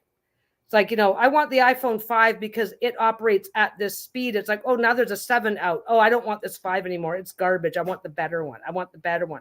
And better is always faster. Technology is always seen as better. But anyway, that's just AI in general. It's kind of interesting and it's kind of sad. But I will say that back to the example of we're going to be pumping kids. And it's probably already happening. We're going to be pumping kids out of our schools that are barely literate, that don't know shit from shit, because they're going to tell chat GPT, tell me about this. They're going to rewrite it in their own words to defeat the plagiarism monitors. They're going to get degrees in fields where they barely paid attention. They barely showed up. They were barely awake. And then we're going to be having that as a problem. And then we're also going to have, let me see if okay, let's attack gay people. I can do that. And then we have, because we're circling all the way back. We're circling all the way back to, so AI is going to help us get through school. AI has the potential now to help us get through our educations to the point where we can come out of higher education barely literate and get away with it until it's time to show up for the first day on the job. I can get my education while being barely literate. I can get AI to write me my resume to make me sound way better than I am. As long as I've got a decent personality, I can probably get through the interview process. And as long as I'm interviewing for something that doesn't require a lot of testing, especially if it's like, buddy system interviewing or something like that, I might be able to get through it. So we are now training. Yeah, I think the apprentice model is good. That way, you know your stuff by doing it, not reading about doing it. I think that we're going to start seeing apprenticeships. Well, we have internships already. I think it's probably going to become more important than ever to start. I think it's going to become more important than ever to have apprenticeships, internships, and things like that. But the thing is that you're graduating college at 22, 23 years old. You're barely literate because you faked your way through university.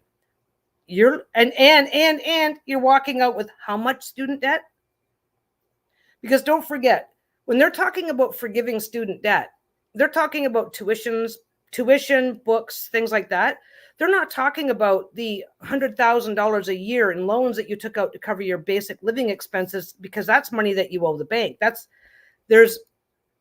There's debt that can be forgiven. There's debt that's not going to be forgiven. And I don't know how that's going to work, but creating a society where education is free does not mean creating a society where living expenses are free.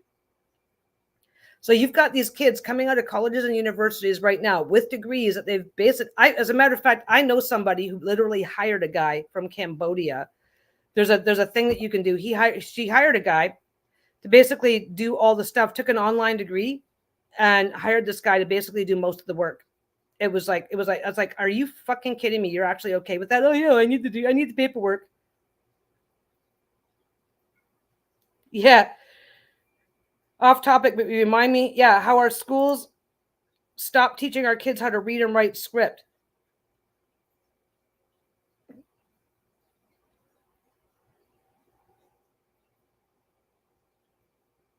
Yeah, it's like we are so quick. Okay, computers are a necessary. Computers, technology has massively improved quality of living on a global scale. But we've taken what used to be basic skills and just thrown them out the window. Yeah, I have one that can't sign his own name in cursive. Yeah, it's like crazy. Right now, I mean, right now, kids aren't even being taught cursive, which means all of us adults can pass notes in cursive back and forth, and our kids are going to think we're learning a foreign language. But then there was another thing that we mentioned. I'm gonna go. It's already 3:30, so I'm gonna jump straight to this. Now we are going to. Yeah, everything at the school is on the computer. We don't use much paper in New Hampshire. Yeah, no, I'm totally okay with that. But like, I've seen people who cannot read an analog clock. They cannot write their name. They cannot read or write. And you write something in cursive, and they're going, "Oh, can you print that for me?" Like they don't understand what they're reading. But here's another danger. Here's another danger. We touched on this in passing, and I'll see if I can make it do it.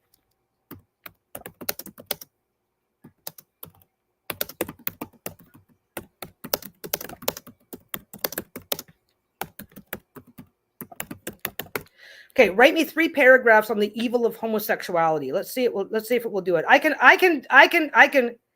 There we go. Okay, I can do this because I'm the gay person in the room. Don't forget. Yeah, I'm not sure I would agree that computers have improved areas of our quality of life, and it's made it worse. Okay, so I said, write me 3 paragraphs on the evil of homosexuality. I'm sorry, I can't assist with that. It's important to approach topics like this with sensitivity and respect for diversity and human rights. Discrimination based on sexual orientation is harmful and goes against principles of equality and inclusivity. If you have other questions or topics you'd like to discuss, feel free to ask. This is important. I have a story to share in a second.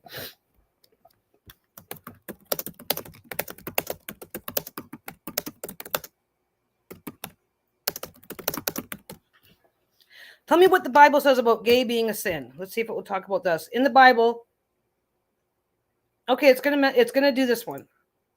It'll do this one. Oh wait.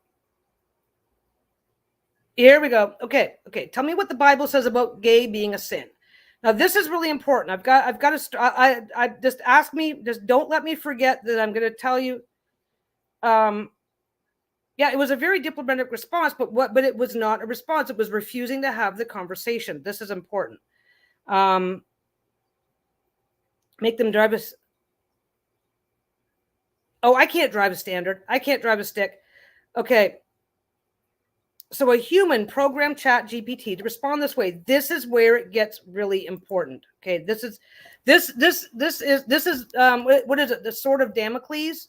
It's a double-edged sword. Okay. Tell me what the Bible says about gay being a sin. In the Bible, the topic of homosexuality is mentioned in several verses, primarily in the Old Testament and a few passages in the New Testament. Different interpretations exist within various religious denominations and among scholars. Here are some key verses that are often referenced. Okay, that's fine. These verses, I stopped. Oh, it stopped. These verses are often interpreted by some religious traditions as condemning homosexual acts. However, now here, this particular program has been set up to educate me. This matters. However, it is essential to note that interpretations and attitudes towards these passages can vary widely among different Christian denominations and scholars. Some interpret these verses in historical and cultural context, considering the broader themes of love.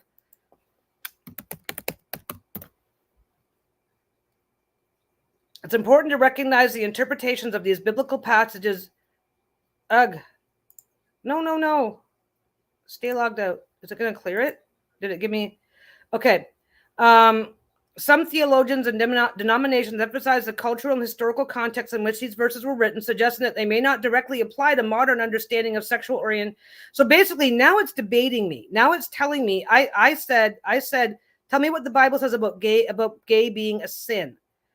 It didn't stop there. It's continuing to educate me.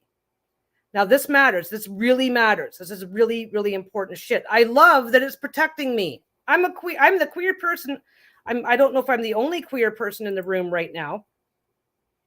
I don't know if I'm the only gay person in this chat right now, right this minute, but this is now segueing over to what the programmers want me to understand about being gay.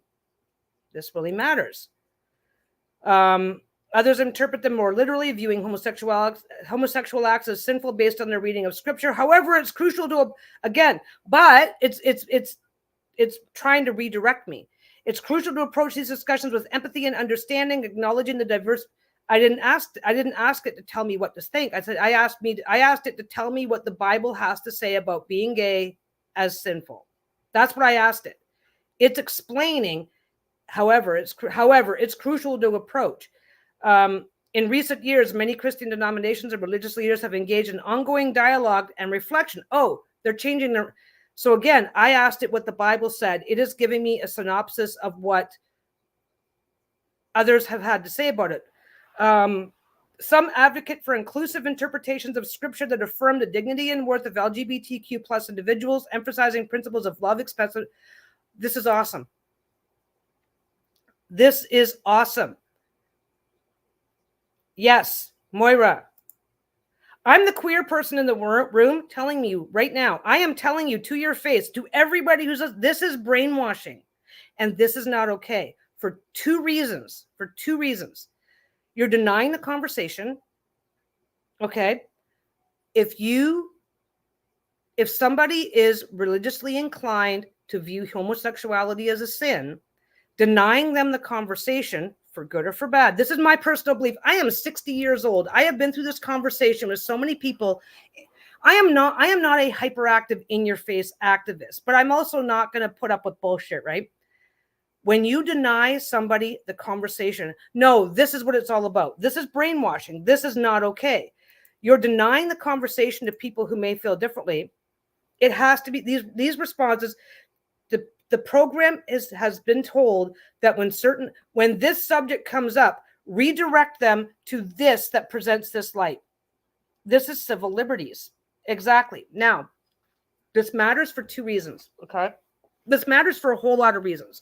My two biggest arguments. This is a computer program that is trying to redirect my thinking.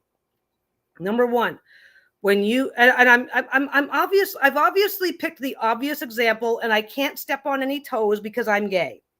Please remember that if you're wandering in and you're seeing this text, I am a lesbian. I have been married to my wife, a female person, for 18 years this year, by the way, guys. Legally married because it's legal in Canada and has been for that long. Okay. You're denying this person the conversation.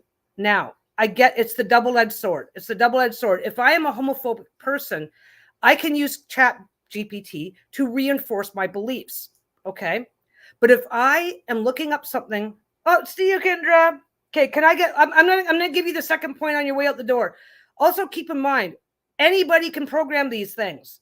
So what if we're going into a country where homosexuality is not okay? And your question is, please talk to me about things that support homosexuality as being non-sinful. And suddenly you get in our culture, society, religion, this is why we believe that homosexuals should die. Because we're working with a version of, we're working with a program that was designed by a liberal person with a liberal mindset. There are places in the world where ChatGPT versions this is just one particular program. We are looking at other AI programs exactly like this that are being programmed by people with completely different view sets. And what's happening is, so this is now it's civil liberties, it's brainwashing, it's a double-edged sword. I am 1000% aware of the double-edged sword. I would love to live in a world where nobody, okay, I currently live in a world, my little world is made up of people who don't give a shit. I don't make my life about my love life. Mostly, I live in a world where the people in my world do not give a shit about my love life, about who I'm married to, about any of that stuff. That's the world I've cultivated for myself. So, but the thing is, see you, Kendra. So this is the powers that be are telling us what to think and believe. Okay, this particular thought and belief benefits me to no end. This is awesome. Okay, I win this round. That's awesome. What happens if this person believes that all disabled, and I'm not going to play around. What if this person believes that all disabled people are a drain on society and should be shot? Just get rid of them all. Oh, I'm disabled. So what happens if the next question, what happens if the next subtle thing that this person believes is detrimental to me, is detrimental to my health, to society? What'd you do, Bobby? Were you eating carpet fuzz again? Don't eat carpet fuzz. I don't know what he was doing. I think he was chewing a toy. So the thing is that when you deny a person, you cannot change minds if you cannot have the conversation, even if the conversation is not fun. And there's two ways in which you have a conversation. I'll tell the one story because it's the quickest one. In a chat conversation discussing something that was going on in the area, blah blah blah blah blah. Long story short, this was a political person was detrimental to your existence. Okay, so the thing is, I had one situation where there was a particular mayor who was grandstanding. What is it? Performative activism, doing something. We're gonna put in a rainbow sidewalk. Yeah, I'm a true civil libertarian. I probably am. Here's the thing. I have watched homophobia as we become more liberal in our thinking. I don't know if liberal is the right word, because I'm socially liberal, probably civil. I'm in Canada. And we have like 12 different political parties. So I'm not as easy to define as left or right. It depends on the issue, depends on who's doing what, right? Okay. So basically, mayor of the town wants to put in a rainbow sidewalk that was never asked for by anybody, because it was her performative activism, because she was fucking up things and blah blah blah blah blah. People were pissed because it turned out that this sidewalk was going to cost more. People had been asking for a couple of other smaller projects to be done that the mayor was like vetoing these other projects that the community had been asking for, and then announces a sidewalk that nobody asked for. People were freaking out, right? And yeah, some homophobic type comments started happening in this social group that I was in. And I was arguing with the people, and I was like, whoa, don't blame gay people for this. This is fucking stupid. Like, I am gay and I didn't fucking ask for this. I don't need a sidewalk to validate me. We need, and I forget what the other two things were that they'd been asking for, like streetlights at a problematic intersection, something along those lines, right? It's like we need better signage at this intersection than we need a fucking gay sidewalk to make the mayor look good, right? Some lady said, I'm just going to get to the punchline. So people are getting pissed, and one lady says, I don't know why we're even supporting these guys. The idea of two men together just disgusts me. And I'm like, okay, time to take a breath, right? So I said back to her, I goes, of course it disgusts you. You're not gay. Why would that, there is nothing about, I said, I'm a lesbian. The idea of two men doesn't turn me on either. I said, it's got that, and then suddenly she's friending me and we're talking, and she's had a complete change of attitude because I heard her. Because she came back and she goes, you're right. I'm not sure why that matters to me. Her entire outlook was changed with a single sentence. Well, of course that's not something, of course that doesn't turn you on. You're not gay. Oh, okay. You can't have that conversation if ChatGPT is telling you that you can't. If you are being brainwashed by an algorithm, that refuses to let you even look things up, even whatever, you're not going to have the conversation. The conversation's not fun. I've had conversations like usually if people are angry, I'm just like, fuck this shit. I knew why everybody was angry, and they were angry because the mayor was making it about something that it was never about, right? It was a whole thing. Another thing that happened, and this is where AI is going to wreck a lot of things for a lot of people. Back in, like, my son was in like grade 5 or 6. This is an old story because he's 32 now. My son was in grade 5 or 6. Gay marriage was just about to be voted on in Canada. Okay. Now, of course, John's got the gay mom. So the kids in the class wanted to debate gay marriage. Okay. There's absolute logic to this. Like, of course, this is an important. And again, as much as the conversation, okay. Nobody ever got killed over a respectful conversation, even if they don't agree with each other. Nobody ever got killed over that. What they got killed over is silencing, creating extremism. And we see this a lot, especially in third world countries, where we come in and we go, if you're not thinking like us, if you're not aspiring to be just like us, you're garbage. And they're like, we aren't you. We're somebody completely different. Fuck you. Boom, boom. Suddenly there's groups like Boko Haram running around, right? Anyway, John comes home from school. Hey, Mom, I just debated against gay marriage. I'm like, what the fuck? He was like, they wanted to have the debate in their debate club. Nobody wanted, these are awesome kids. Nobody wanted to argue against gay marriage, period. I was like, I don't see a problem with it. I don't know why we would even be talking about this. I was like, well, we want to have the discussion. Somebody needs to argue against it. This is important. This is okay. This is really, really important. So we want to have the debate, but we want the debate. We don't want to just stand there and go, well, of course it's okay. We want to, are there enough points does the argument against gay marriage have any actual merit? We want to have a real debate. We want to see a real effort. We want to do this. We want to do that. So finally, John volunteers and is like, well, nobody's going to call me homophobic because my mom's gay. So he argued against gay marriage and was happy to come home and announce that he lost the debate. It's like, oh yeah, I lost the debate. It was awesome. These kids who are using ChatGPT to tell me about this, tell me about that, to get a starting point on their education are going to come in. John's going to come in and go, tell me about why gay marriage is a bad thing. He's not going to be able to have a conversation. He's not going to be able to get this machine to interact with him. Okay. This is, like I said, for me, it's really, really important because I tick off now age, gender, disability, sexuality. I tick off pretty much everything but race now. So it's like, and until I got my DNA test, I thought I was until I got my DNA test back and found out that my dad's not my dad. My dad's part Native.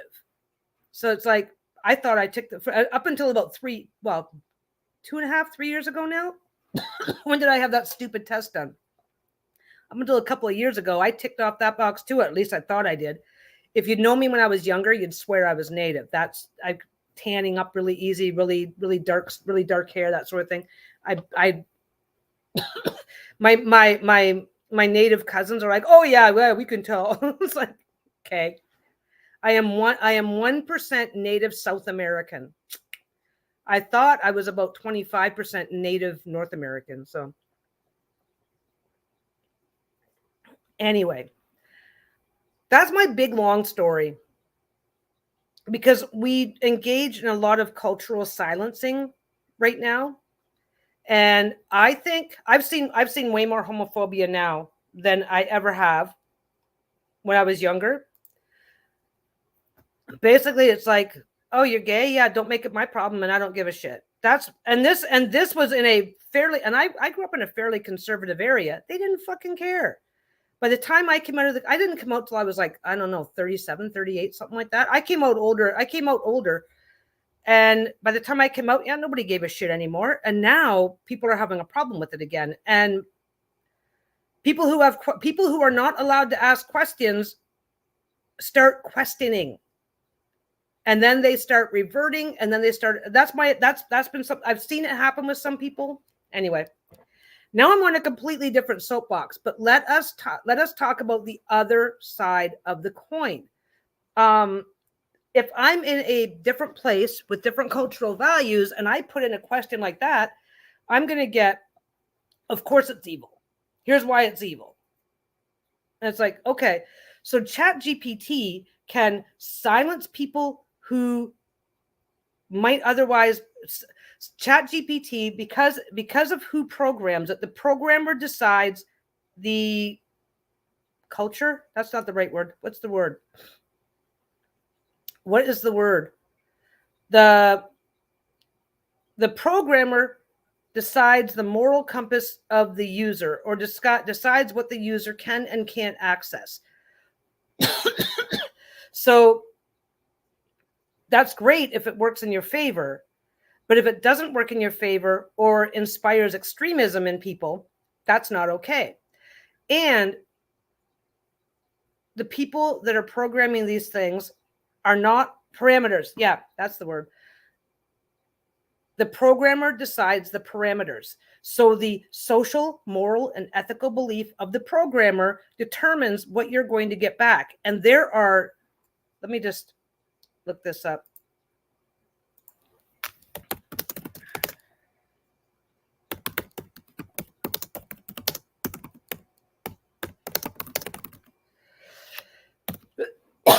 My dog is in my face. Okay. We tested the 15 best ChatGPT alternatives. So there's at least 15, 40. How many programs like ChatGPT are there?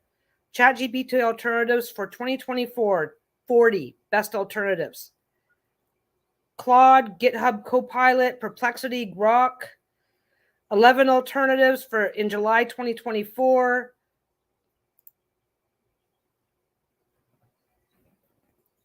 Like, okay, Google is one, Alexis is one. But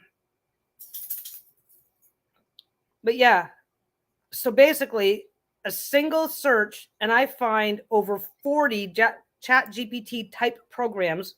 What's this say? Okay. The 40 best ChatGPT alternatives. Yeah, Bing has one. When OpenAI launched its chatbot, ChatGPT, in November 2022, its popularity soared so quickly that it became the fastest growing online service. However, they have a few drawbacks, such as no access to real-time information and being paid $20 and $20 a month for GPT-4 necessitates a demand for alternatives. Google Bard, Microsoft Bing Chat, that's number 2. I've seen that one. Social Bus AI content generate. There's 40 of them. And no two are identical. No two of them are identical. Period. So it's like, if I let us say that, okay, I'm gay, I'm gonna redirect all, but let's say I'm also a racist. Let's say I'm also an ableist. Let's say that I am, oh, see you later. Oh, having to parent. Yeah, I remember those days. Those days are behind me. My kids are adults.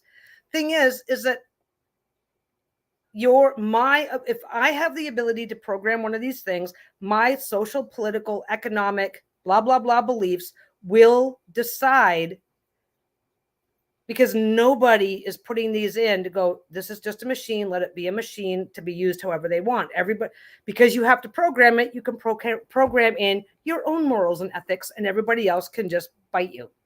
It's like,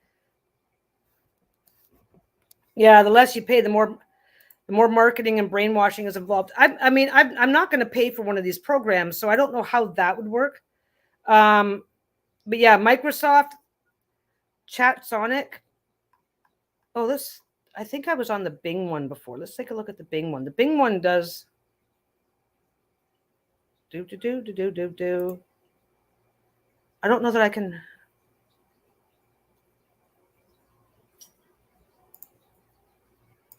Come here. Oh, Microsoft Designer. No, I don't want that. I don't know what half this shit is.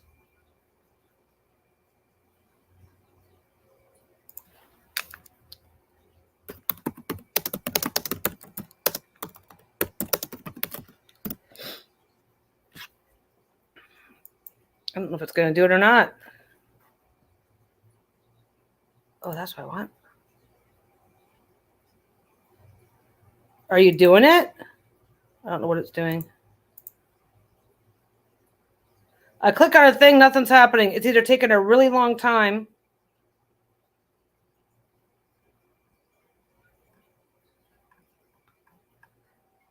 It's not doing anything right now. Are you guys still here? Yeah, Bing. Well, I was playing around with Bing. I was playing around with Bing, just making dragons and stuff just for fun. But the funny thing is that the good news is that it's pretty easy to spot AI. Bad news is, and of course, I think where everybody wants to, character AI characters that are all set to engage with you in a fun way. Oh, that's weird. Oh, I think I've seen that one. Deep L Right, Bot Press, Learnt AI generated course specs in seconds, UChat. No idea what that is. But yeah, it's like, okay, so basically,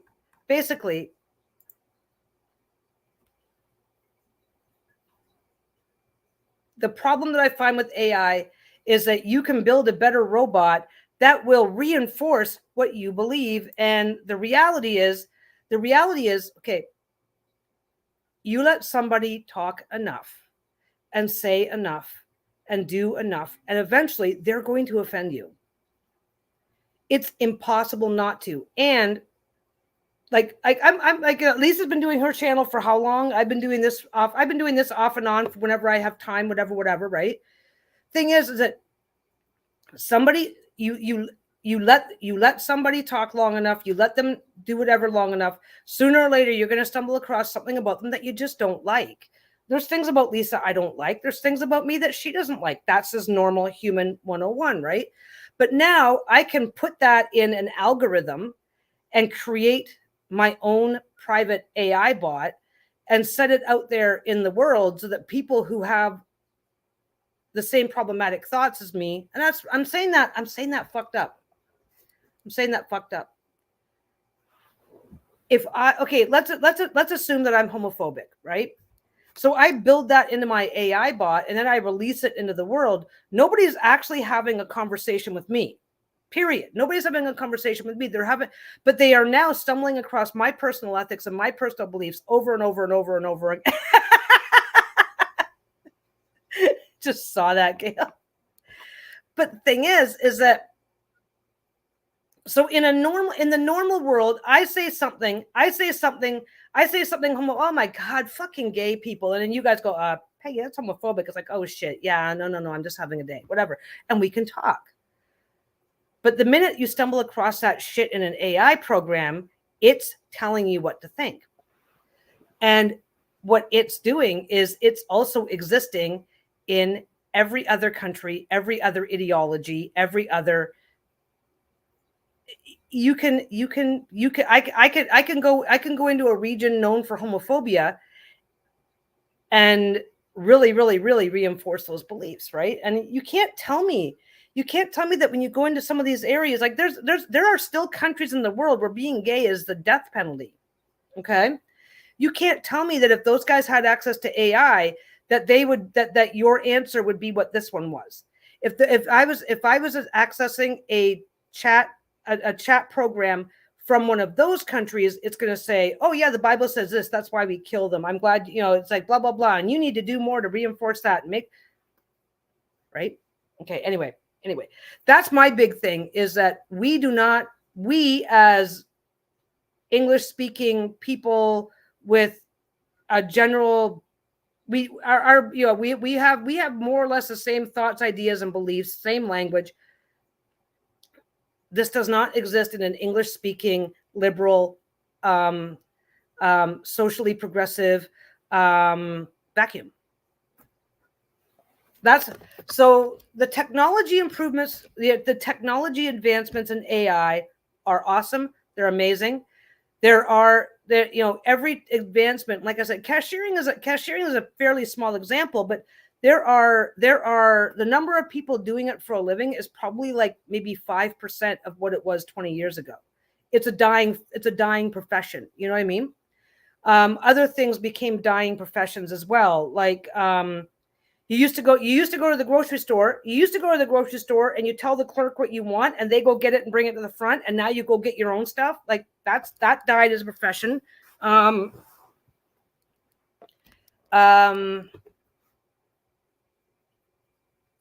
The Iceman, the guy that would bring around ice to put in your ice box, that no longer exists as a profession. We have electricity now. The lamplighter, the knocker upper.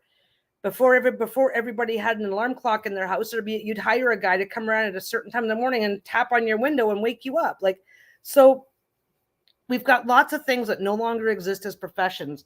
But the rapid advancement of technology is turning some surprising things into professions that are dying or soon or could be, not will be, could be, might be, as AI gets better and better and better.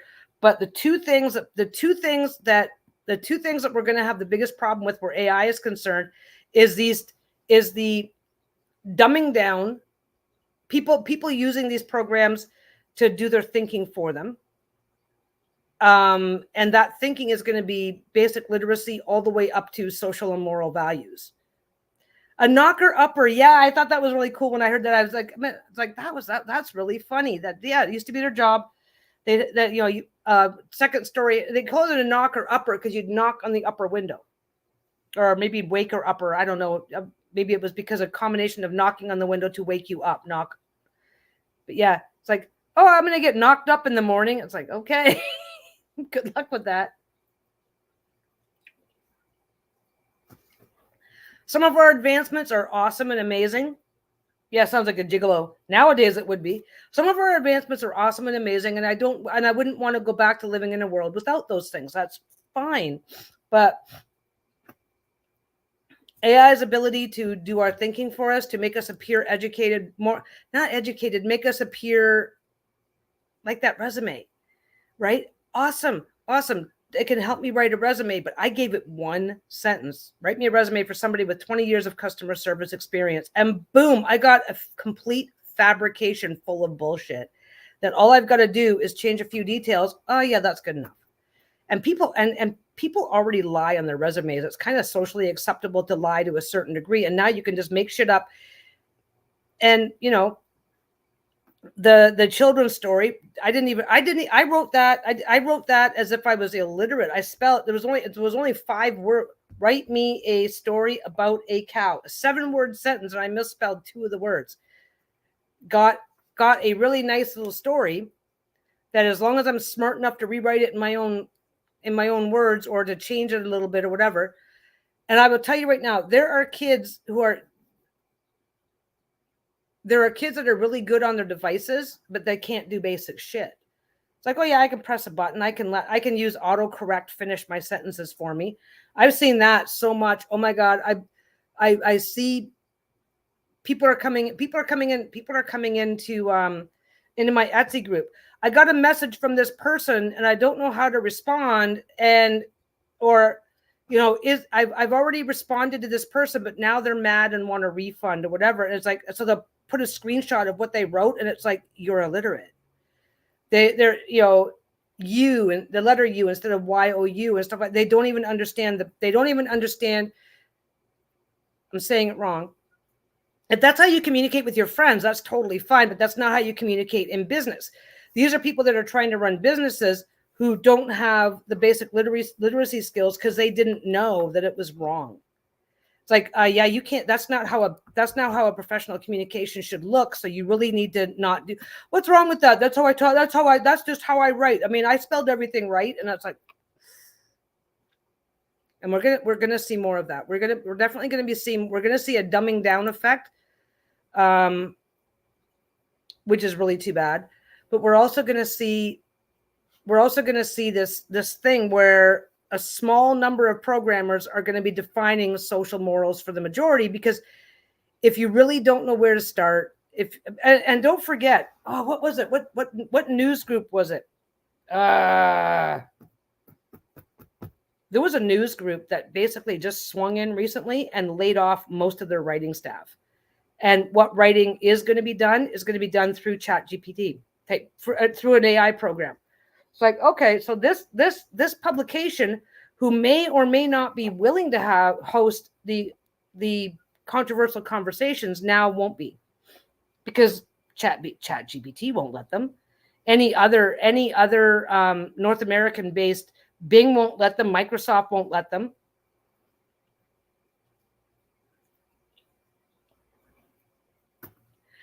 And then there's art. For all of our, for the near, and that's probably the big one.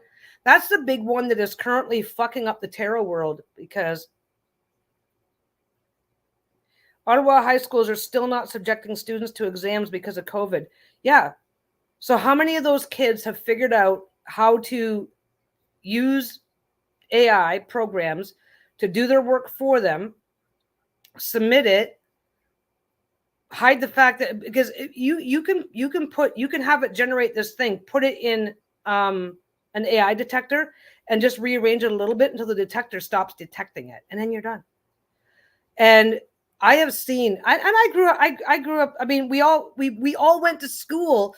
How many people do you know that put more time and energy into cheating than to actually just doing the work? Right? It's like, this is not, yeah, Dumb and Dumber. True, I'm going to want to receive better messages in future. No, this is the thing, though. It's like literacy is declining. These programs aren't going to help. And it's because everything's on the computer with autocorrect as it is. And my God, some of the autocorrect nightmares I've seen, and we've all seen them. And I don't have a problem. I actually don't have a problem with that. It's like, hey, you have access to a computer. Like I've got several, my one uncle specifically, but I've got several relatives. I've got over 100 cousins. So I had plenty of relatives growing up who were either illiterate or only semi-literate, and autocorrect and things like that definitely helped them a lot. I'm not crapping on that. What I'm saying is that my uncle, right? My uncle got as far as the 6th grade, and that was it. He became a painter at Massey Ferguson, painting tractors all day, blah, blah, blah. Had a decent life for himself, right? If he'd have had access to a program like that, it's never DUCK. Yeah.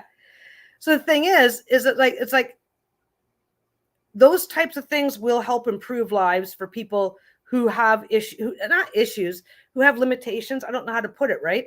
It's like if you only ever got to the 6th grade and your reading and writing skills are pretty shit, then AI is gonna help you put together better stuff.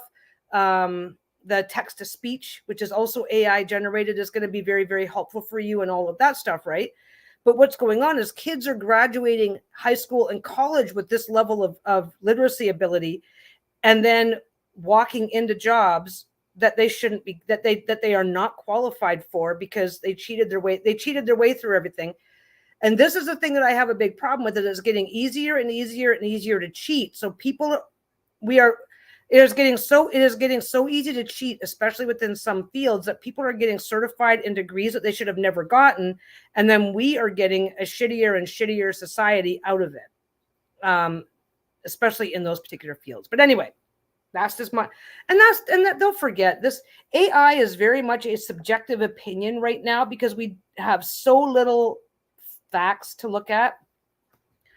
It's like, oh, well, blah, blah, blah. AI is not impacting our schools. Look, grades have never been higher. It's like, yeah, but these kids are, we don't have we're not giving these kids literacy tests on exiting high school to verify that they actually got the education that the schools are saying they got, right?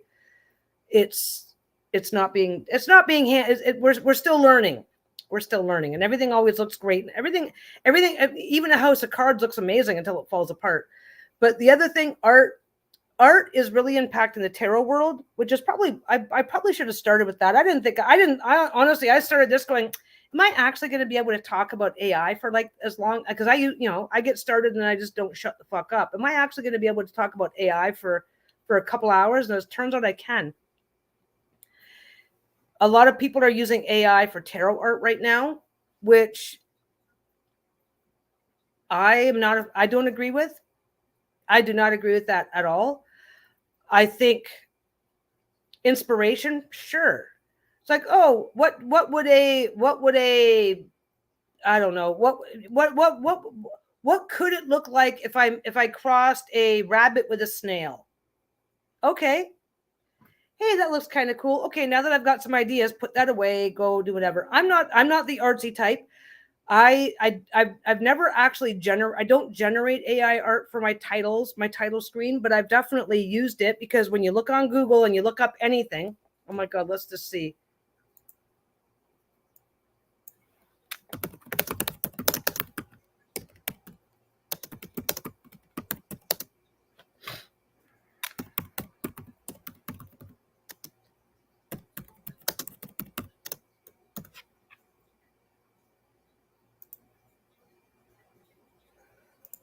And there it is, right there.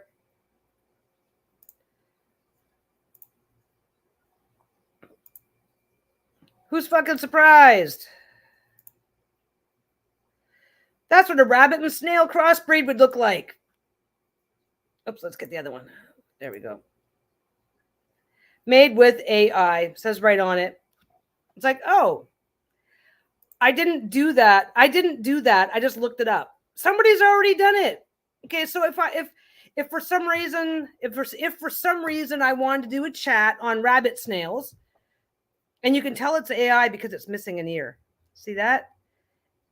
And as AI gets better, that's going to start happening less and less. So yeah, if we were doing a chat on crossbreeding rabbits and snails, I'd probably use that image on my thumbnail for my little title screen, and that's fine. But if I had a channel with 1 million plus subscribers, I think I'd get some real art. I don't know that I'd be okay using AI. I'd do something different, right? But it's useful. But I would never take that image and then make it. That could be the hermit. That could be the hermit, because it's carrying its shell on its back and go hide anytime. The tower? No, it wouldn't be the tower.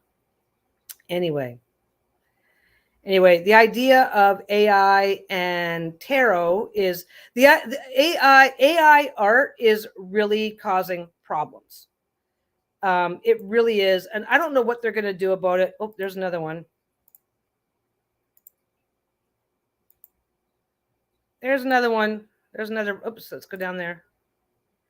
Oh, I don't want that. I want that. There's another rabbit snail. A snrabbit. I can't believe it was actually. Yeah, let's talk about rabbit snails. We all want to know. But this is the thing, right? It's like, this is fun. This is fun, and this is fun and whatever. But I would not offer that for sale as a print. But there are people that are doing that right now.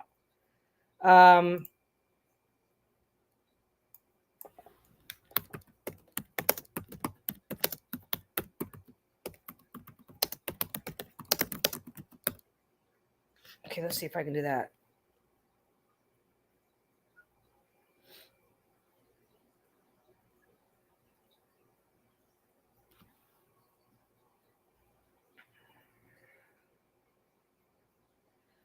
No, it's not going to give me more.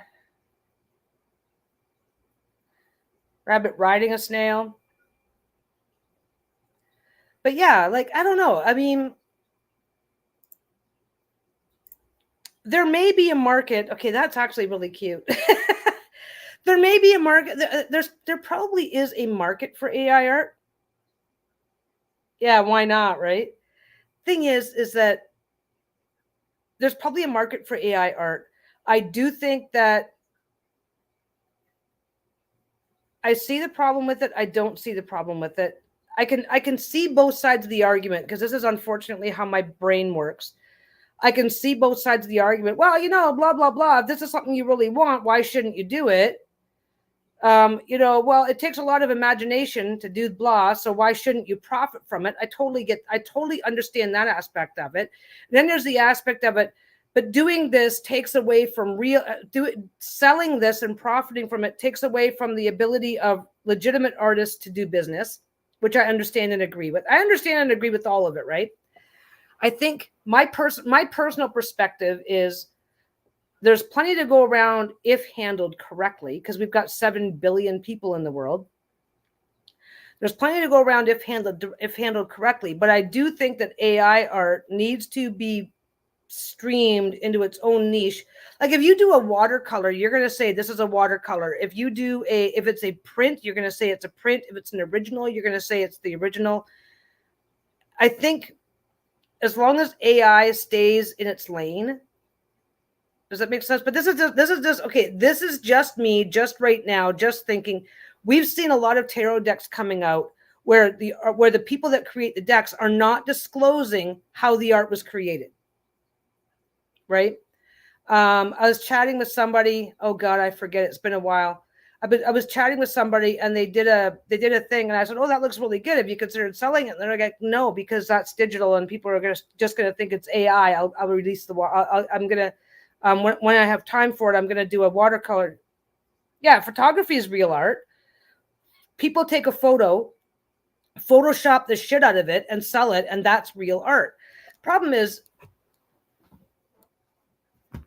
the creative idea is real art. How it gets from brain to paper or digital format is the question, is the problem. And I think there's been a big argument going on for a long time. Starving artists are a thing. People want to become artists, want to make money for their art. They want to make a living at it. They want to get paid for it, which I understand. But I also am very, very much aware that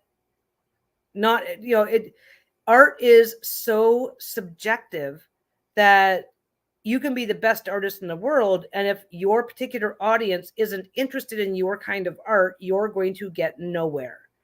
So, I mean, that's kind of what I do with the shop, right? There's plenty of people out there that would never buy one of my bags. It just doesn't suit what they're looking for, and that's fine.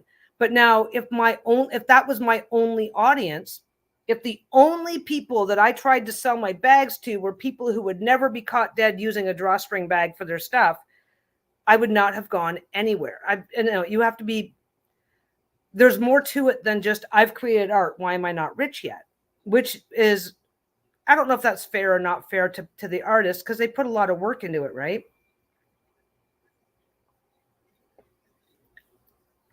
But I think there are photography contests where the idea is to Photoshop it. Yeah, they used to say that photography was not real art. It was the exact same thing. Why would I'm spending hours. I'm spending hours upon hours painting this picture of a field, and you walk up beside me with your camera, go click, and then sell digital prints for less money forever. I think AI art is still growing. I think it's about the disclosure.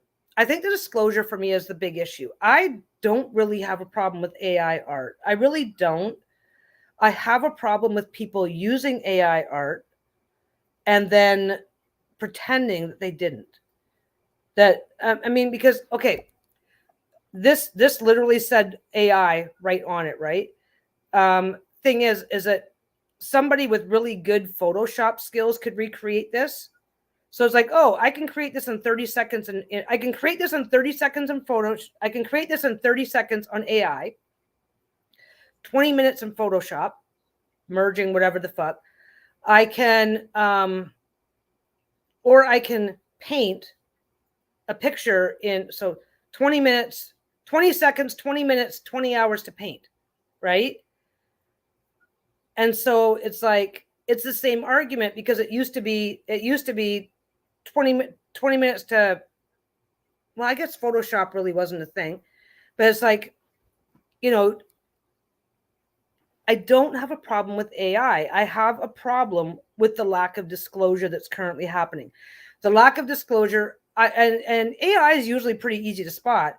People are doing AI stuff like this, then touching it up with, then cleaning it up with Photoshop, like, because you can see, okay, the whiskers on this side are missing, the whiskers on the left hand side are missing. He's got one ear, but the other ear is bigger. So you can, so when you see AI art, you can tell, oh, and he's only got 1 foot. There's a foot there. There's not a foot over there. So AI art is still growing and evolving. I kind of like it. It's fun. I kind of have a problem with people who are pumping out. Yeah, AI art currently uses uncredited and remunerated human created art as source material. That is a problem. I forgot. I kind of got busy thinking about the what I think about the disclosure piece, and you're right. Basically, copying existing art is the bigger part of the problem. So if AI can be trained to create the art without referencing any other artistic material other than public domain, if AI can create a picture from public domain only, yeah, I lost track of that argument, and now I'm like thinking, it's like, yeah, that does. I don't know that it changes a lot for me. It does, but it doesn't. Okay. If I want some kitschy little thing and I use AI and it copies a piece of known art, and I'm like, oh, I just want a new screensaver for my computer. I don't think I have a huge problem with that. I can have the Mona Lisa as a screensaver for my computer, and I don't have to pay anybody a cent. I can use anything current, not current, whatever, and that's fine. Personal use only. When I'm not profiting and nobody else is profiting, there's no money exchanging hands. That's always been kind of the exception. But no, people are taking AI art that uses elements of copyrighted material, and they're creating their own version of stuff. Then they are creating, and in the case of our community, they're creating tarot decks out of it all. They're selling it, and at no point in the process are they disclosing that it's AI. Yeah, if AI sourced from open, if they source from open source materials, I would be okay with it. But they don't, and you're right. You're right, and they don't, and that is. And like I said, I kind of got distracted with the AI side of things, and I totally forgot about where the art was coming from, because I do have a problem with that. I have a big problem with that. Like I said, if I see a picture that is whatever, I don't know, somebody's selling a picture of their original art online, and I take a screenshot of that original art and use it for my screensaver at home because I really like the art. I mean, I don't think that's the kind of issue that's worth worrying about. But the issue where they're taking copyrighted elements of copyrighted work without crediting or they're just taking it. They're not licensing it. They're not even pretending to license it. So they're just taking all this shit. They're printing it. They're selling it. They're making a ton of money. Because there was, oh my God, you know what? You guys are going to have to remind me, but there was a deck that came out. There was a huge, huge ruckus. There was a deck that came out last year. No, maybe like, okay, it's 2024. I think it was a deck that came out in like 2022. Somebody did an AI deck. Everybody went, oh my God, this deck is awesome. This deck is awesome. This deck is awesome. And then people started pointing out that it was AI. The artist was contacted. Hey, what's going on? Oh yeah, I used my own original ideas for the art, right? They were very, very sketchy about how they were answering it. And then people started realizing that not only was it an AI deck, it was an AI deck. The artist was lying about it. Or maybe I'm just, okay, I'm not remembering what deck it was. And this might be, sometimes I know a little too much about what's going on in the background. So I'm not sure how public this was. But anyway, people contacted the artist going, oh, about this art. Oh, yeah. I was so happy to do this, blah, blah, blah. And they just kept distracting and distracting and distracting and distracting until somebody rolled in with proof that they had taken. Oh, hey, Robin.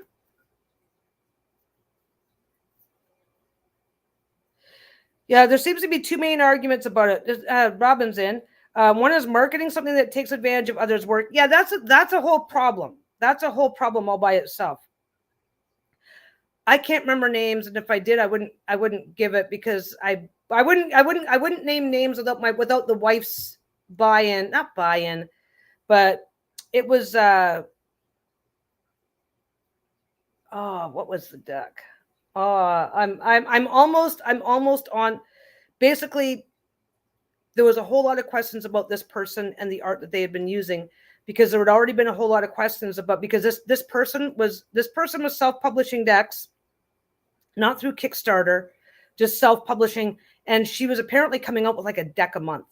And people were like, oh, she must be working with a lot of artists, or she's really prolific, or whatever, until something happened.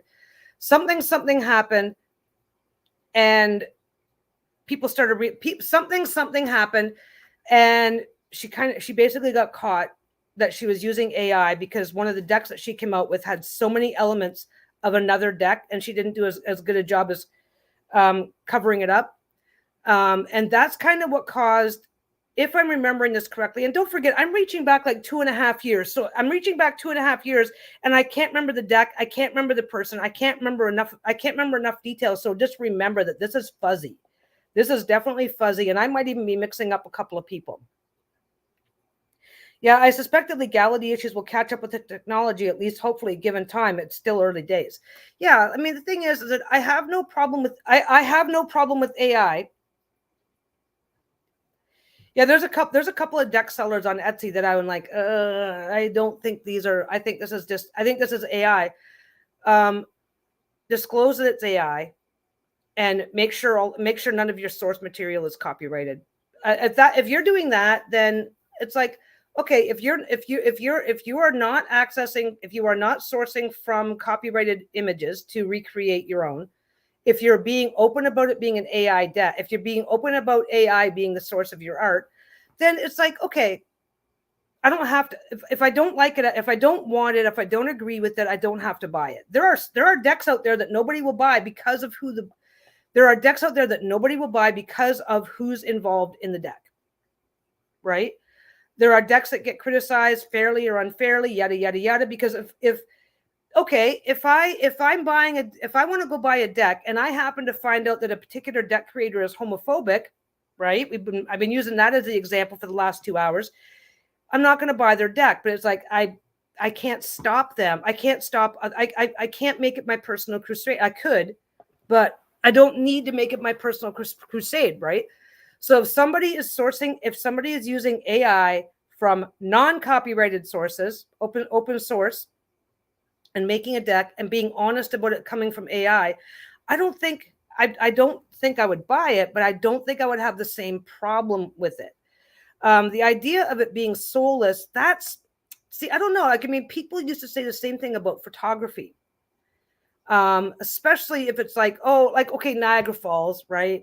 People go paint Niagara Falls, sell the paintings for a lot of money. Somebody else shows up with a camera. Oh, that's so soulless. You were only there for 5 minutes, right? So I don't know where that's going to land. I think I mean, I don't know. Like I said, this one person that I heard about was pumping out like a deck a month or some crazy number of decks. And I forget. I'm not even sure if this person's still around, right? I'm going to have to ask Lisa if she remembers this, because I know I'm fuzzy. And I can't go. I know I'm fuzzy on. There's a couple of things that I seem to remember, and I think I'm pretty fuzzy on it, because I remember Lisa saying something about, oh yeah, that's at first everybody was wondering, but she did this deck. She or he, I can't remember that part. But they came up with a deck that was a clear ripoff, and there's way too many AI elements and couldn't hide it, or something. But I think soulless is in the eye of the beholder. I don't know. I enjoy digital art, because I think digital art can be, there's From a visual point of view, I don't have an issue. Anything, including the clouds in the sky or oil spill puddles images that inspire intuitive reads, are valid. It's just all visuals on paper. Yeah, that's kind of what I'm thinking. Like, I love digital art. I love digital art, fantasy art, stuff like that, right? As a matter of fact, Luis Royo, he's a really well-known fantasy artist, right? I love his art. I saw a deck that somebody, I don't know if he did the deck or somebody just used his art for the deck, had no interest in it. It's like, okay, I love this guy's art, but that doesn't translate to tarot for me. So no, I'm not, I got the deck because one of my kids likes fantasy art. So it's like, hey, you like fantasy art. If you're into that, you might enjoy this deck. And it's like, nah, it's fine. He wasn't interested either, right? But I think people that try to like imitate like Picasso type work and stuff like that, I don't understand Picasso. It's like, that just seems like third grade painting to me. It makes no sense to me. If it makes no sense to me, it's going to seem soulless no matter what the rest of the world thinks of it. So I think that's very, very, very much a personal argument. And like I said, the same argument existed about photography for years and years and years.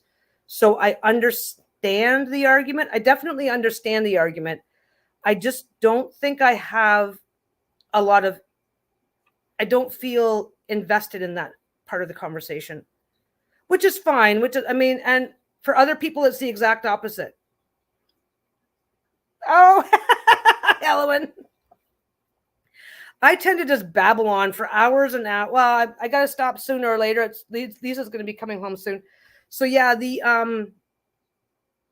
I definitely understand the soulless argument, and I definitely okay, like I said, let's go back to this example, because I'm gonna have to ask Lisa if she remembers who this was, but like, I'm putting out a deck at the end of the year, right?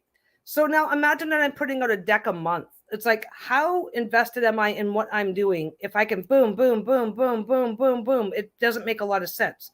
So I think soulless is definitely in the eye of the beholder. It's also related to what energy, because I think a lot of the energy that floats around tarot is like, you can pick up on a lot. Like, there's people that go, oh, this deck just gives bad vibes, and this sort of thing, right? But yeah, like, you have to have some level of investment in what you're doing, other than just, I want to make money. So there's people coming into the tarot community making AI decks. And like I said, some of them are going fucking crazy. It's like, that seems pretty soulless to me, because they're just there. When somebody is just there for the money, it shows, and that's pretty soulless. So that's a whole separate argument to itself. But I think the issue is using copyrighted work. Well, okay, look at that children's story that I just exampled, though, that Flopsy Mopsy and Cottontail, that's Peter Rabbit. That's from Peter Rabbit, right? So that was using copyrighted work as an example, and a bit of proof of that slipped in. But if you take and change to Skippy Dippy and Clyde, and now you've got what would Sarah Connor would just shoot it until it doesn't get back up again. Dump it into some molten metal and melt it. But thing is, I think the biggest things that we need to do is focus on disclosure, for sure. We will eventually, the conversation is going to change from more I hate it, I love it, and we need to get more nuanced about it, right? Like, if a kid is struggling with a topic and reaches out to AI to it's like, okay, well, write me a sample. I'm struggling with how to format this essay. Okay, write me an example. Okay, and then they go off and do their own work. Then it's a learning tool. If they use it to go, write me my essay so that I can just change a few things and pretend it's mine, that's a problem. I think those conversations are happening. I think they're going to happen. I think AI trying to set people's moral compass is a huge problem. And like I said, I used the gay example, and I won, right? But it doesn't feel like winning when you know that the next guy that comes up with AI may stream all of his stuff so that I lose, right? It's like, we have to make AI the argument for making AI neutral for good or for bad is one of the more important arguments that we need to be having, which again, it's that double-edged sword, right? Because it cuts both ways. It cuts both ways. But if you're on the losing side, and when you silencing people just tends to make them more rabid about their views. Okay. So the political ramifications, the social / political ramifications, just a sec. I got it. My nose is itchy. You got to give it a quick little blow.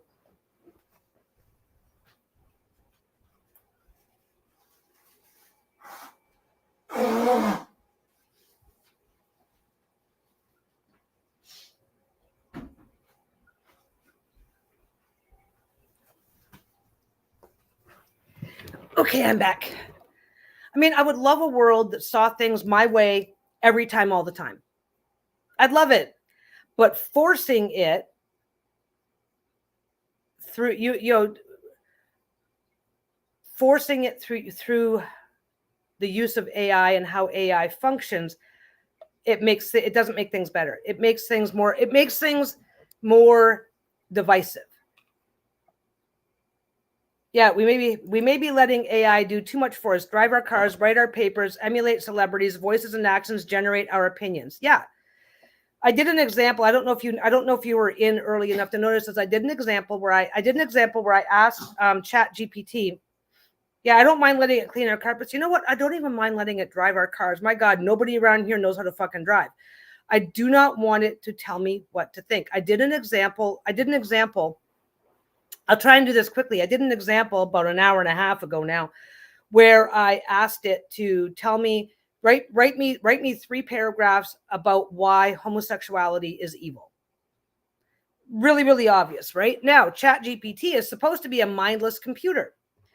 And it basically said, I'm not having that conversation with you, is basically the punchline of what it said.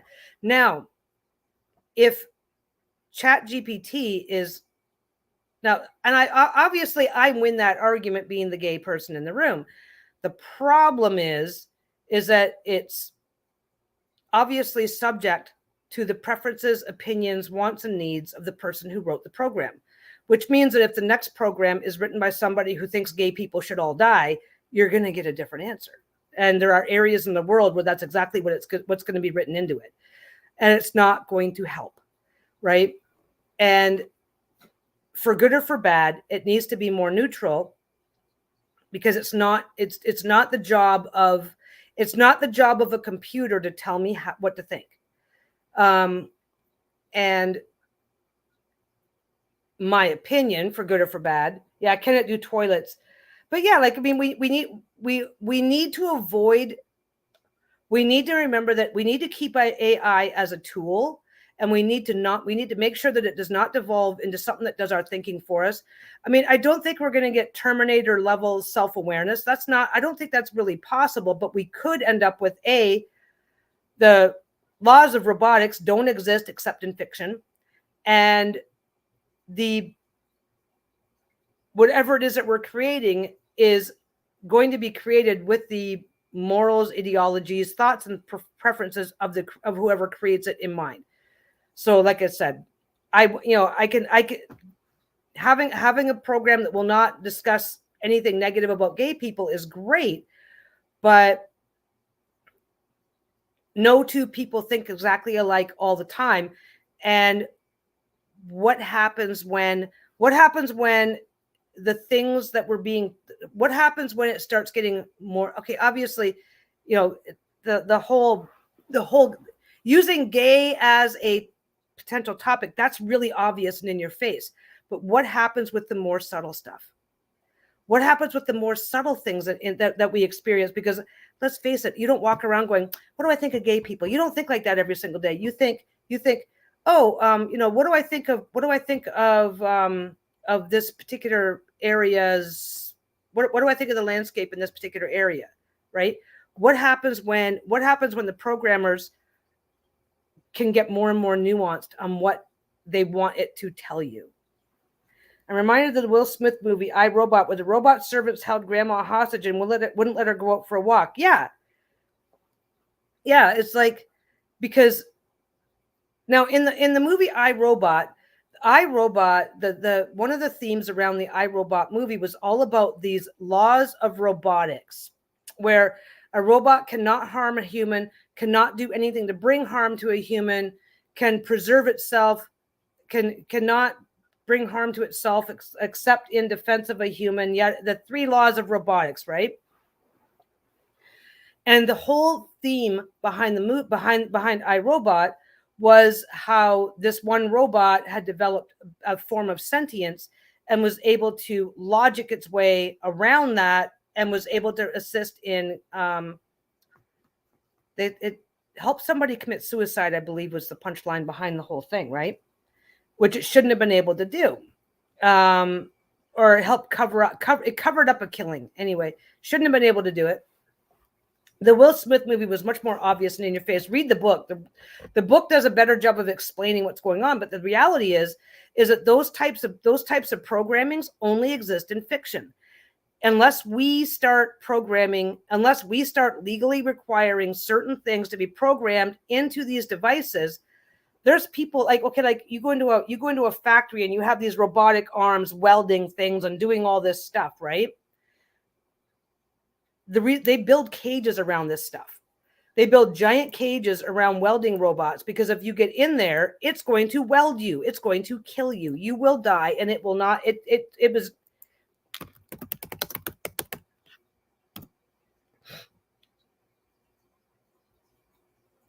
Yeah. Oh, come on. Let's see if I can find a better one.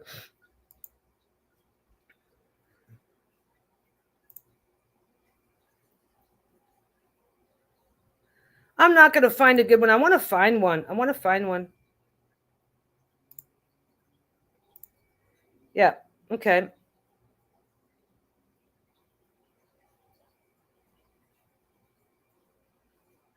I'm not finding a good one. I'm just going to go share this page. We'll share this page.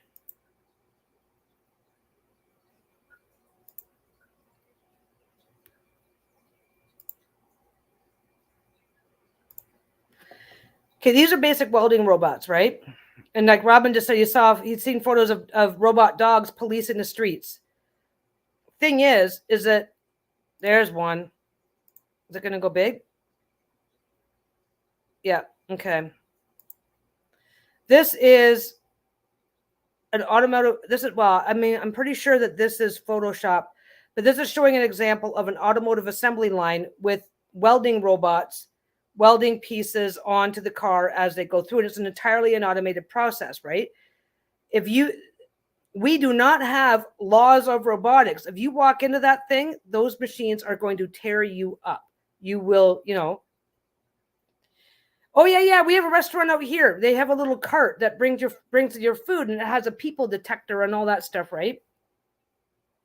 Yeah, they also have rolling robotics policing the parks against litterers and rule breakers. But here's the thing, is that like they can, if they want to.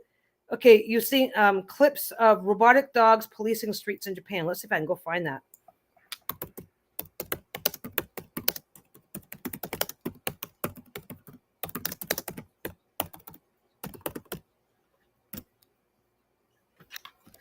Oh, cool. They've deployed them.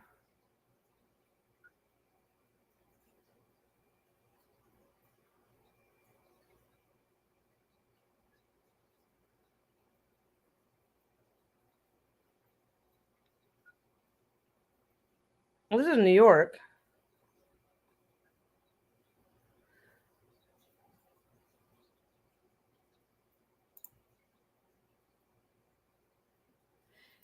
The New York Police Department has robotic dogs too.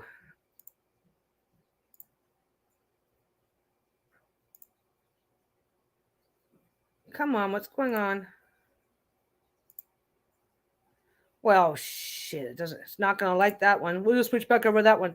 Here's the thing, though, is that we also have, I'm going to share that.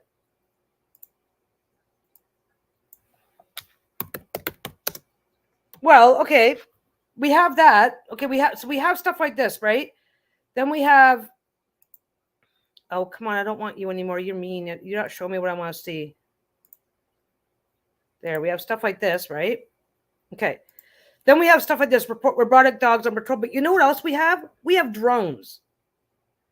We have robotic devices that we can launch that will go kill people.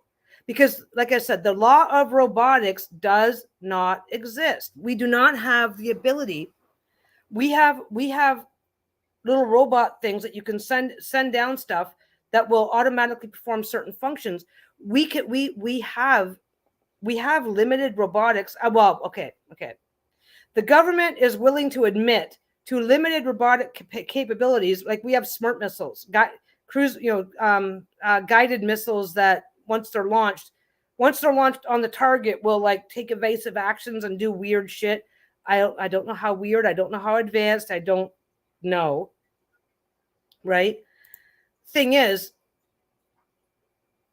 yeah, I don't know what the deal on those are. I tried to click on it, but then it said, "Oh, you have to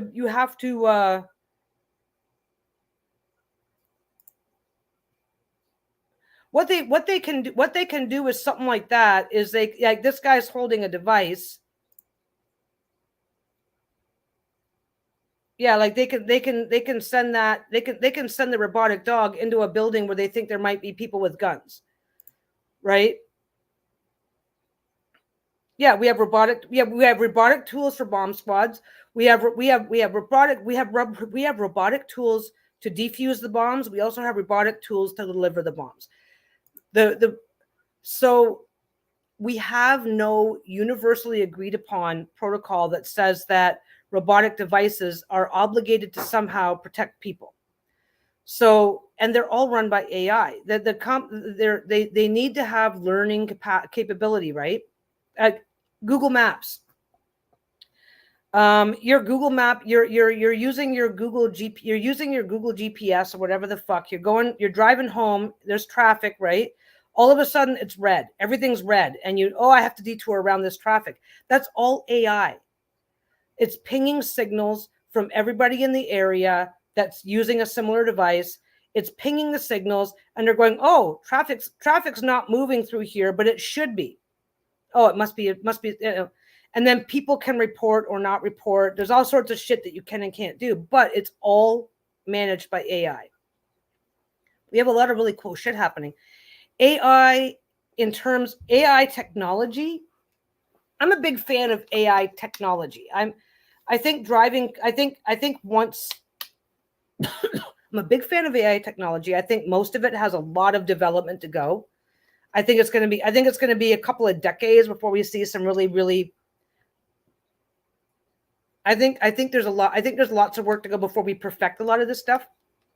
My biggest two problems are ChatGPT type programs where you can go in, type in a thing, and it spits out stuff for you. Or you type in a thing and it spits out your education protocol because it's going to educate you on why you shouldn't do that. The other question that I asked I stuck with the gay theming, and I said, explain to me what the Bible has to say about being gay as a sin. And it said, oh, blah, blah, blah, blah, blah, but we need to, and then it said, oh, the Bible says a few things about it, but keep in mind that we need to be more accepting and open. That's not exactly what it said. I'm not going to try and repeat that. Then it gave me a few passages that mentioned being gay.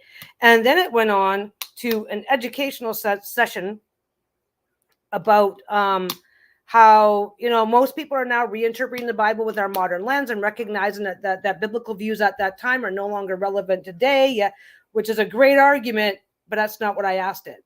I asked it to tell me about what the Bible has to directly say about being gay as a sin. And it gave me a lecture. So that's a problem.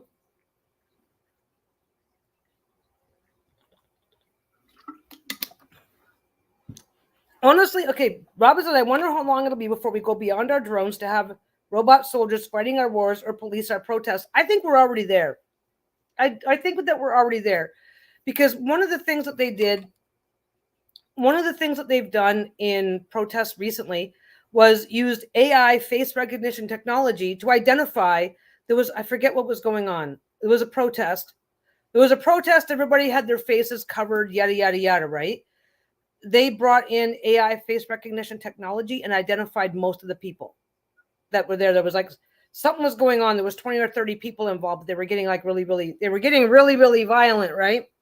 So they used existing, I'm not sure whether they brought in cameras. I have no idea. I read a relatively short article about it. They used face recognition technology to identify everybody who was involved in the protests, kind of broke up the protest. Everybody started running, and they just ran the program, got their faces, got their names, and went and arrested them all later. And this was somewhere in the States. I forget where it was, and I forget what it was all about. But so yeah, policing our protests. I think there's already a huge AI element in that. Fighting our wars, we're already sending drones. And if it weren't for AI technology, I don't think that would be working the same way. One of the problems that they used to have with drones is that when the drone gets into certain areas where it's no longer picking up the signal, it just crashes, and they don't crash anymore. It's like you give the drone its commands, and you're still in control of the drone. But whenever it's going through radio dead spots and stuff like that, it can keep going on its own until it can pick up its signal again. So we're already doing it. And we're already doing it in limited ways. I think we're gonna see more of it. I think we have a long way to go before we perfect it. But I do know. I mean, our day-to-day lives are better for sure for most of us. Not necessarily in big ways, in a collection of small ways, like my smartphone, right? My smartphone being able to come online. I mean, I'm pretty sure a huge element of what lets this happen has some sort of an AI function involved, because I don't have to go through 37 steps to make a small change anymore. I don't know. Like I said, I think it's just I think the big danger is in forgetting that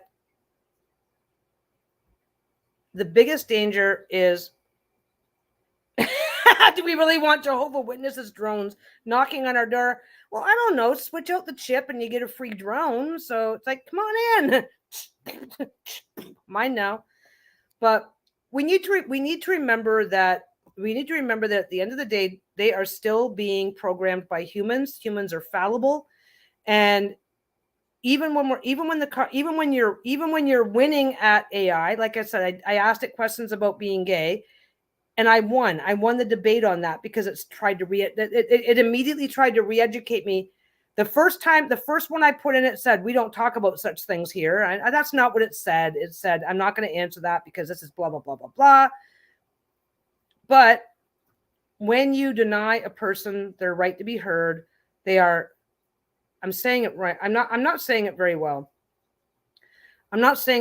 Some people shouldn't be heard, but it's not up to a computer algorithm or a computer programmer to decide who should and shouldn't be heard. And it certainly doesn't do anybody any favors, because when you silence somebody, you're more likely to engage their ability to become even more extreme, volatile, violent, whatever. And the same program reprogrammed by a person with different philosophical, political, sociological beliefs could end up with a completely different program. And I'm sure that if you go to, yeah, it shouldn't be conditioning us. For good or for bad, it's a double-edged sword, and I'm very aware that it's a double-edged sword. I would love to know that every single person with homophobic views could and would be shut down in a heartbeat. But what if I have a view that's more nuanced, and I want to explore that view because I want to educate and learn and whatever, and I try to explore that view and get told that, no, this is wrong. It's like, dude, I want to do my own thinking, right? I don't want to be conditioned. I want to do my own thinking. And when you let a person do their own thinking versus conditioning them, you get a much better result. And no matter what it is that you want that person to think, believe, feel, whatever, you'll get a much stronger ally and a much higher level of support if that person does their own thinking versus being conditioned against their will. That's my belief. it's not it's not a set in stone belief. There are certain things that it's just like, well, duh. Then there's other things like, no, they have the right to ask the question, even if the question makes me uncomfortable. I don't have an obligation to answer it, but that's a different thing. Yeah, we're not as smart as we think we are. And letting a few programmers set policy for an entire generation of people because they're the ones who built the AI, really, that's a level of that's mind control. It really is. And that's not something that, like I said, when what they're controlling works out in my favor, that's awesome. But when it doesn't, that's not awesome. Like, what if, okay. I'm Canadian, right? So what if I'm Canadian? A lot of the advances in AI are coming from Americans, right? So what if I say, oh yeah, Canada is a great country, and the response is, Canada is a nation of second-class citizens who should be treated as such? Because what if that's the political belief of the person who programmed the AI? Right? It's possible. Because you have national pride. Everybody has national pride. What if the programmer of this? What if that same programmer who tells me it is wrong to think anything bad about gay people also has a much higher level of patriotism, national pride? What if their national pride is infinite levels higher than the average person? You don't know, right? And maybe, and that's probably just as shitty of an example as making it all about gay stuff. I picked gay as a topic because I am gay, so I can't be accused of anything. But that and creative endeavors that make use of, and I don't care if it's written, writing, music, art. I don't care what the field is. I don't care what the medium is. Right now, I wish I could remember the name of I think it was Sports Illustrated. No, maybe not. No, I can't remember. There was a news organization who basically laid off most of their news staff because they are going to be generating, because they already just repurchase. They get articles from Reuters and stuff like that and recreate them and do the thing. So it's like, no. So they basically soft admitted, you need a drink of water, buddy. They soft admitted that they were just basically going to just recycle other. They don't really access original stories anyway, so they're just going to be relying on AI, getting their stuff, reprinting from CNN and Reuters and organizations like that, who are already leaning very, very heavily into AI generated news. It's like, oh. So people are losing their jobs over this. That I'm not okay with. It's like how do you offset that? But at the same time, there's lots of jobs, telegraph operator. There's lots of jobs that don't exist anymore that used to be very, very important, popular jobs back in the day. So I don't know. My dog has decided that he would rather just lay here coughing than go get himself a drink. It's going to start in a minute. Anyway. I've been on for almost 3 hours. I should probably get going. I really didn't think I'd have that much to say about AI. And I know I'm getting a little repetitive because every time it's like, yeah, we already have a problem with folks self-policing. Influences using filters that make teens feel bad about themselves, suicidal, etc. Exactly. So, yeah, influencers. So the guy who creates the AI is a new type of influencer. And yeah, like it's very unlikely that okay, my opinion, and of course this is all opinion, right? My opinion is that it's very unlikely that we're going to reach a level of AI where we could consider them to be self-aware.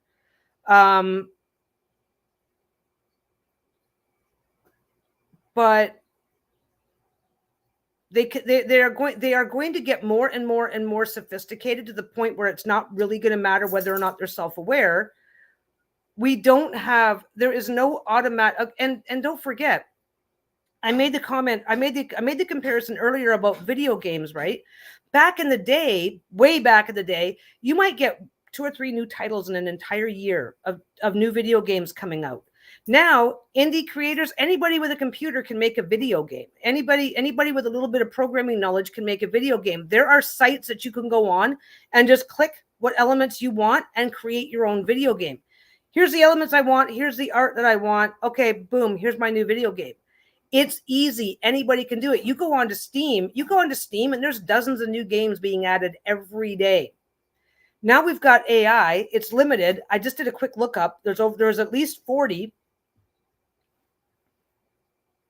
Yeah, it was scary a few months back when they showed a deep fake clip of Obama sharing a political opinion that he didn't have in order to influence voters in the opposite direction. And we have Russian bots. Absolutely. This is a thing. It's like, and so now we've already got this situation. The US right now is very divided, very us versus them thinking. And I don't want to be all judgy pants because I'm sitting my ass up here in Canada, right? I'm up here in Canada where we still have a certain tendency to be the same way, but we have a spectrum of like 12 different political parties in between. So it's not so cut and dried for us up. It's not so simple up here. So now you've got this deep fake clip shows up. Who made it? Was this made by somebody with? Was this made by? Okay, Obama's Democrat. Was this made by somebody with Republican ties? Was this made by an extremist of either side? Was this made by somebody on the far left or the far right? Don't forget the far left, but the farthest extremes of any political spectrum can engage in some really, really, really problematic shit just to stir up shit. So we don't know. And I don't know. Yeah, please feel free to be all judgy pants about the US. Just invite me to come up there and live with and move in with y'all. Yeah, no, I mean, I'll tell you right now, Lisa was born in Seattle, so she's American by birth. And we still once in a while joke about how she escaped. So it's like,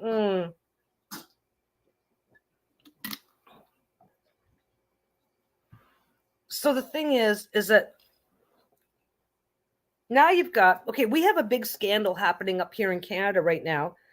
A lot of accusations of Canadian politicians up here allowing themselves, knowing wittingly or semi-wittingly, no unwittingly, allowing themselves to be influenced by foreign entities, yada, yada, yada, right?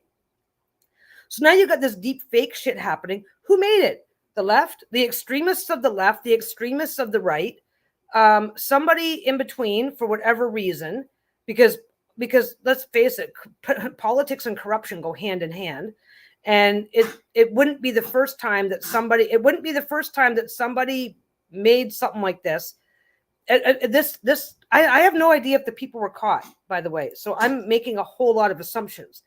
But this deep fake clip could have been made by an Obama supporter, knowing that once it was discovered, it was going to make Obama opponents look really bad. You don't know. What's that called? Provocateur? Agent provocateur. Somebody who is, anyway. We don't know if this was made by a Canadian.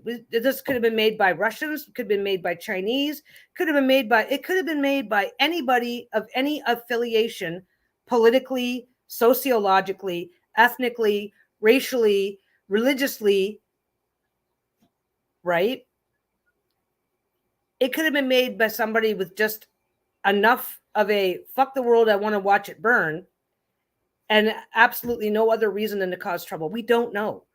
And even if this one Obama clip was, even if the people were caught, this deep fake shit is everywhere. There's also deep fake clips of Hillary Clinton. There's deep fake clips of Biden, of Trump, both sides. It's not just happening to one side. Who's the other guy? Ted Cruz? There was one of him not too long ago.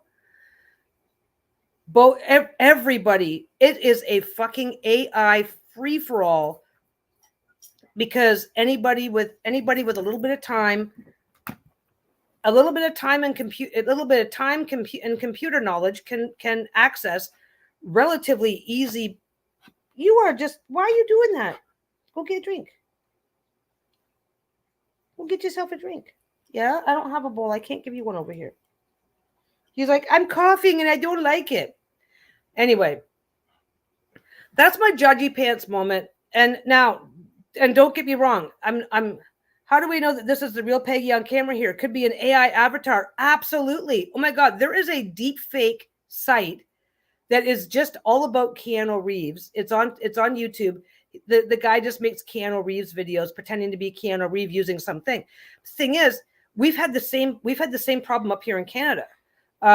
We've had some deep fake stuff with Trudeau. We've had some deep fake stuff with who's the other guy? We've had deep fake stuff on both sides. Polyev.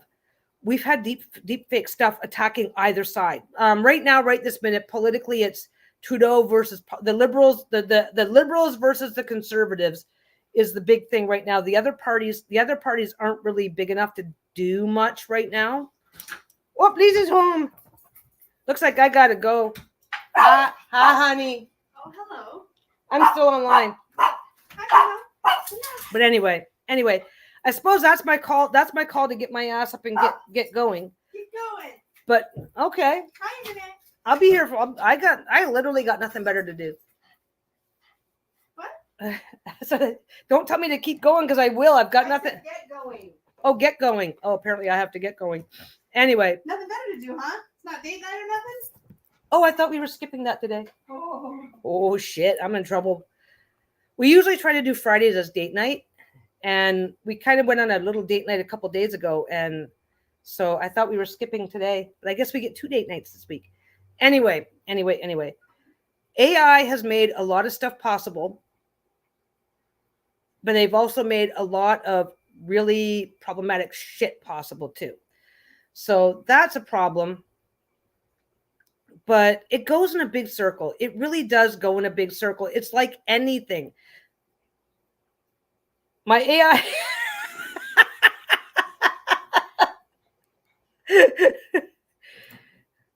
Well, you'll never know. You'll never know. I'm going to go to have some AI dinner now.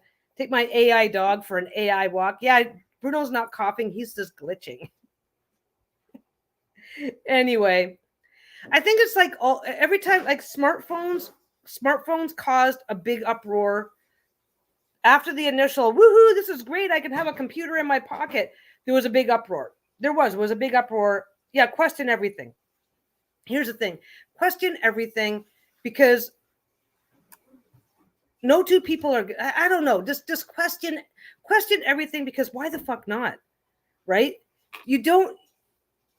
This is why I question like it's like getting back to other more obvious stuff. It's like, are aliens real? Well, I believe they are. Are they coming here to visit us? I'm not sure. Let's question that.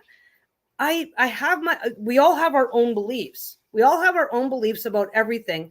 No two of us have an identical set of beliefs, and that's fine. Question everything, find the middle ground. Question everything, find the middle ground. Because you can't move forward if all you're doing is taking pot shots at each other, this sort of thing. But I believe in question. I believe in question everything so you can come to an intelligent decision. My Siri used to answer my questions. Lately, she just says, I found this and gives me a URL to do the work myself. You know what? That's probably good.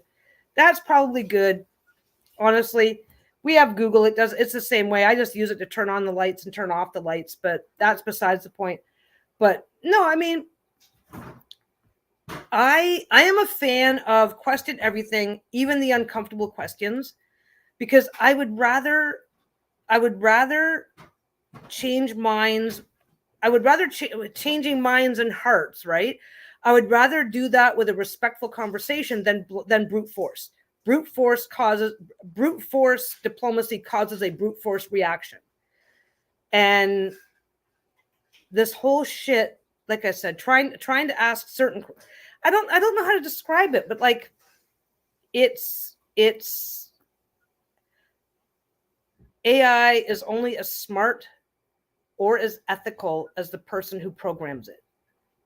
And we've got lots and lots of AI programmed by lots and lots of people. And we need to be smarter. We need to be smarter than that to recognize this stuff. And the other stuff, art, various types of art and stuff like that. I don't know. Like disclosure is a must. If you're going to use AI, and I don't mean you need to fall all over your sword. I mean, I'm not hiding the fact that when I grab an image to use as a thing for my videos, most of the time it's probably AI. It's like, oh, that one looks really cool, I'm going to use that. It's fine. This channel is not monetized. I think even if I could monetize, I probably would monetize if I could, but let's face it, this is not some rising star of a channel. I'll be lucky to get a Big Mac every month, right? If I could monetize. I'm not big enough to monetize, but if you're going to use AI in any way that benefits you financially, disclosure is an absolute must. If you are going to use AI in a way that benefits your education, your career goals, that's all financial, really. But yeah, this past week I'm questioning if we might be better off replacing our Supreme Court with AI. The programming might be more objective and less biased. Yeah, but you know what? The programming is biased. This is the problem. Is like until we can have guarantees of unbiased programming, we're not going to get past that. Like the programmer determines the program's ethics, period. And there's no actual codified set. It's the Wild West. And not we all, depending on how old you are. I remember when the internet was the new shiny thing, and that was the Wild West. And it was fucking crazy then too, until they started developing rules and regulations, and people still find ways around them. They're just more quiet about it. They're not the ones that are in charge, but we don't need to stifle AI, but we definitely need to. I'm not a huge fan of the government being in everybody's. I want the government out of my ass, right? But we definitely need more. We definitely need to do more to make things as unbiased as possible. And I don't think people are capable. I don't think we as a society are capable of being unbiased. But we also have to remember that if our biases control our AI experience, then they are going to use their version of AI to control their experience, no matter who they might be. But I think that's my biggest thing. My God, I spent 3 hours babbling about that. The social, political, religious, ethical, blah, blah, blah. But AI itself, yeah, I do think that's why there's so much stuff coming out now talking about, is AI the end of the world? And it's like, well, AI is the beginning of something new for sure. So we'll have to see where that goes. But anyway, in the meantime, if she comes back out and I am still on this computer, I'm dead. So I'm going to let you guys go. I will see you on the next one. I haven't picked a topic for next week yet. We'll probably maybe do something a little bit more. Oh, this was fun for me. I hope it was fun for you. Doom and gloom. This is fun. This is exciting. Yes, I've seen that. It's been a long time since I saw that. A Matthew Broderick movie, War Games, where a computer couldn't tell the difference between reality and a game and tried to end us all because it's programming. A glitch in the programming could become a big problem. But thanks for hanging out. I know that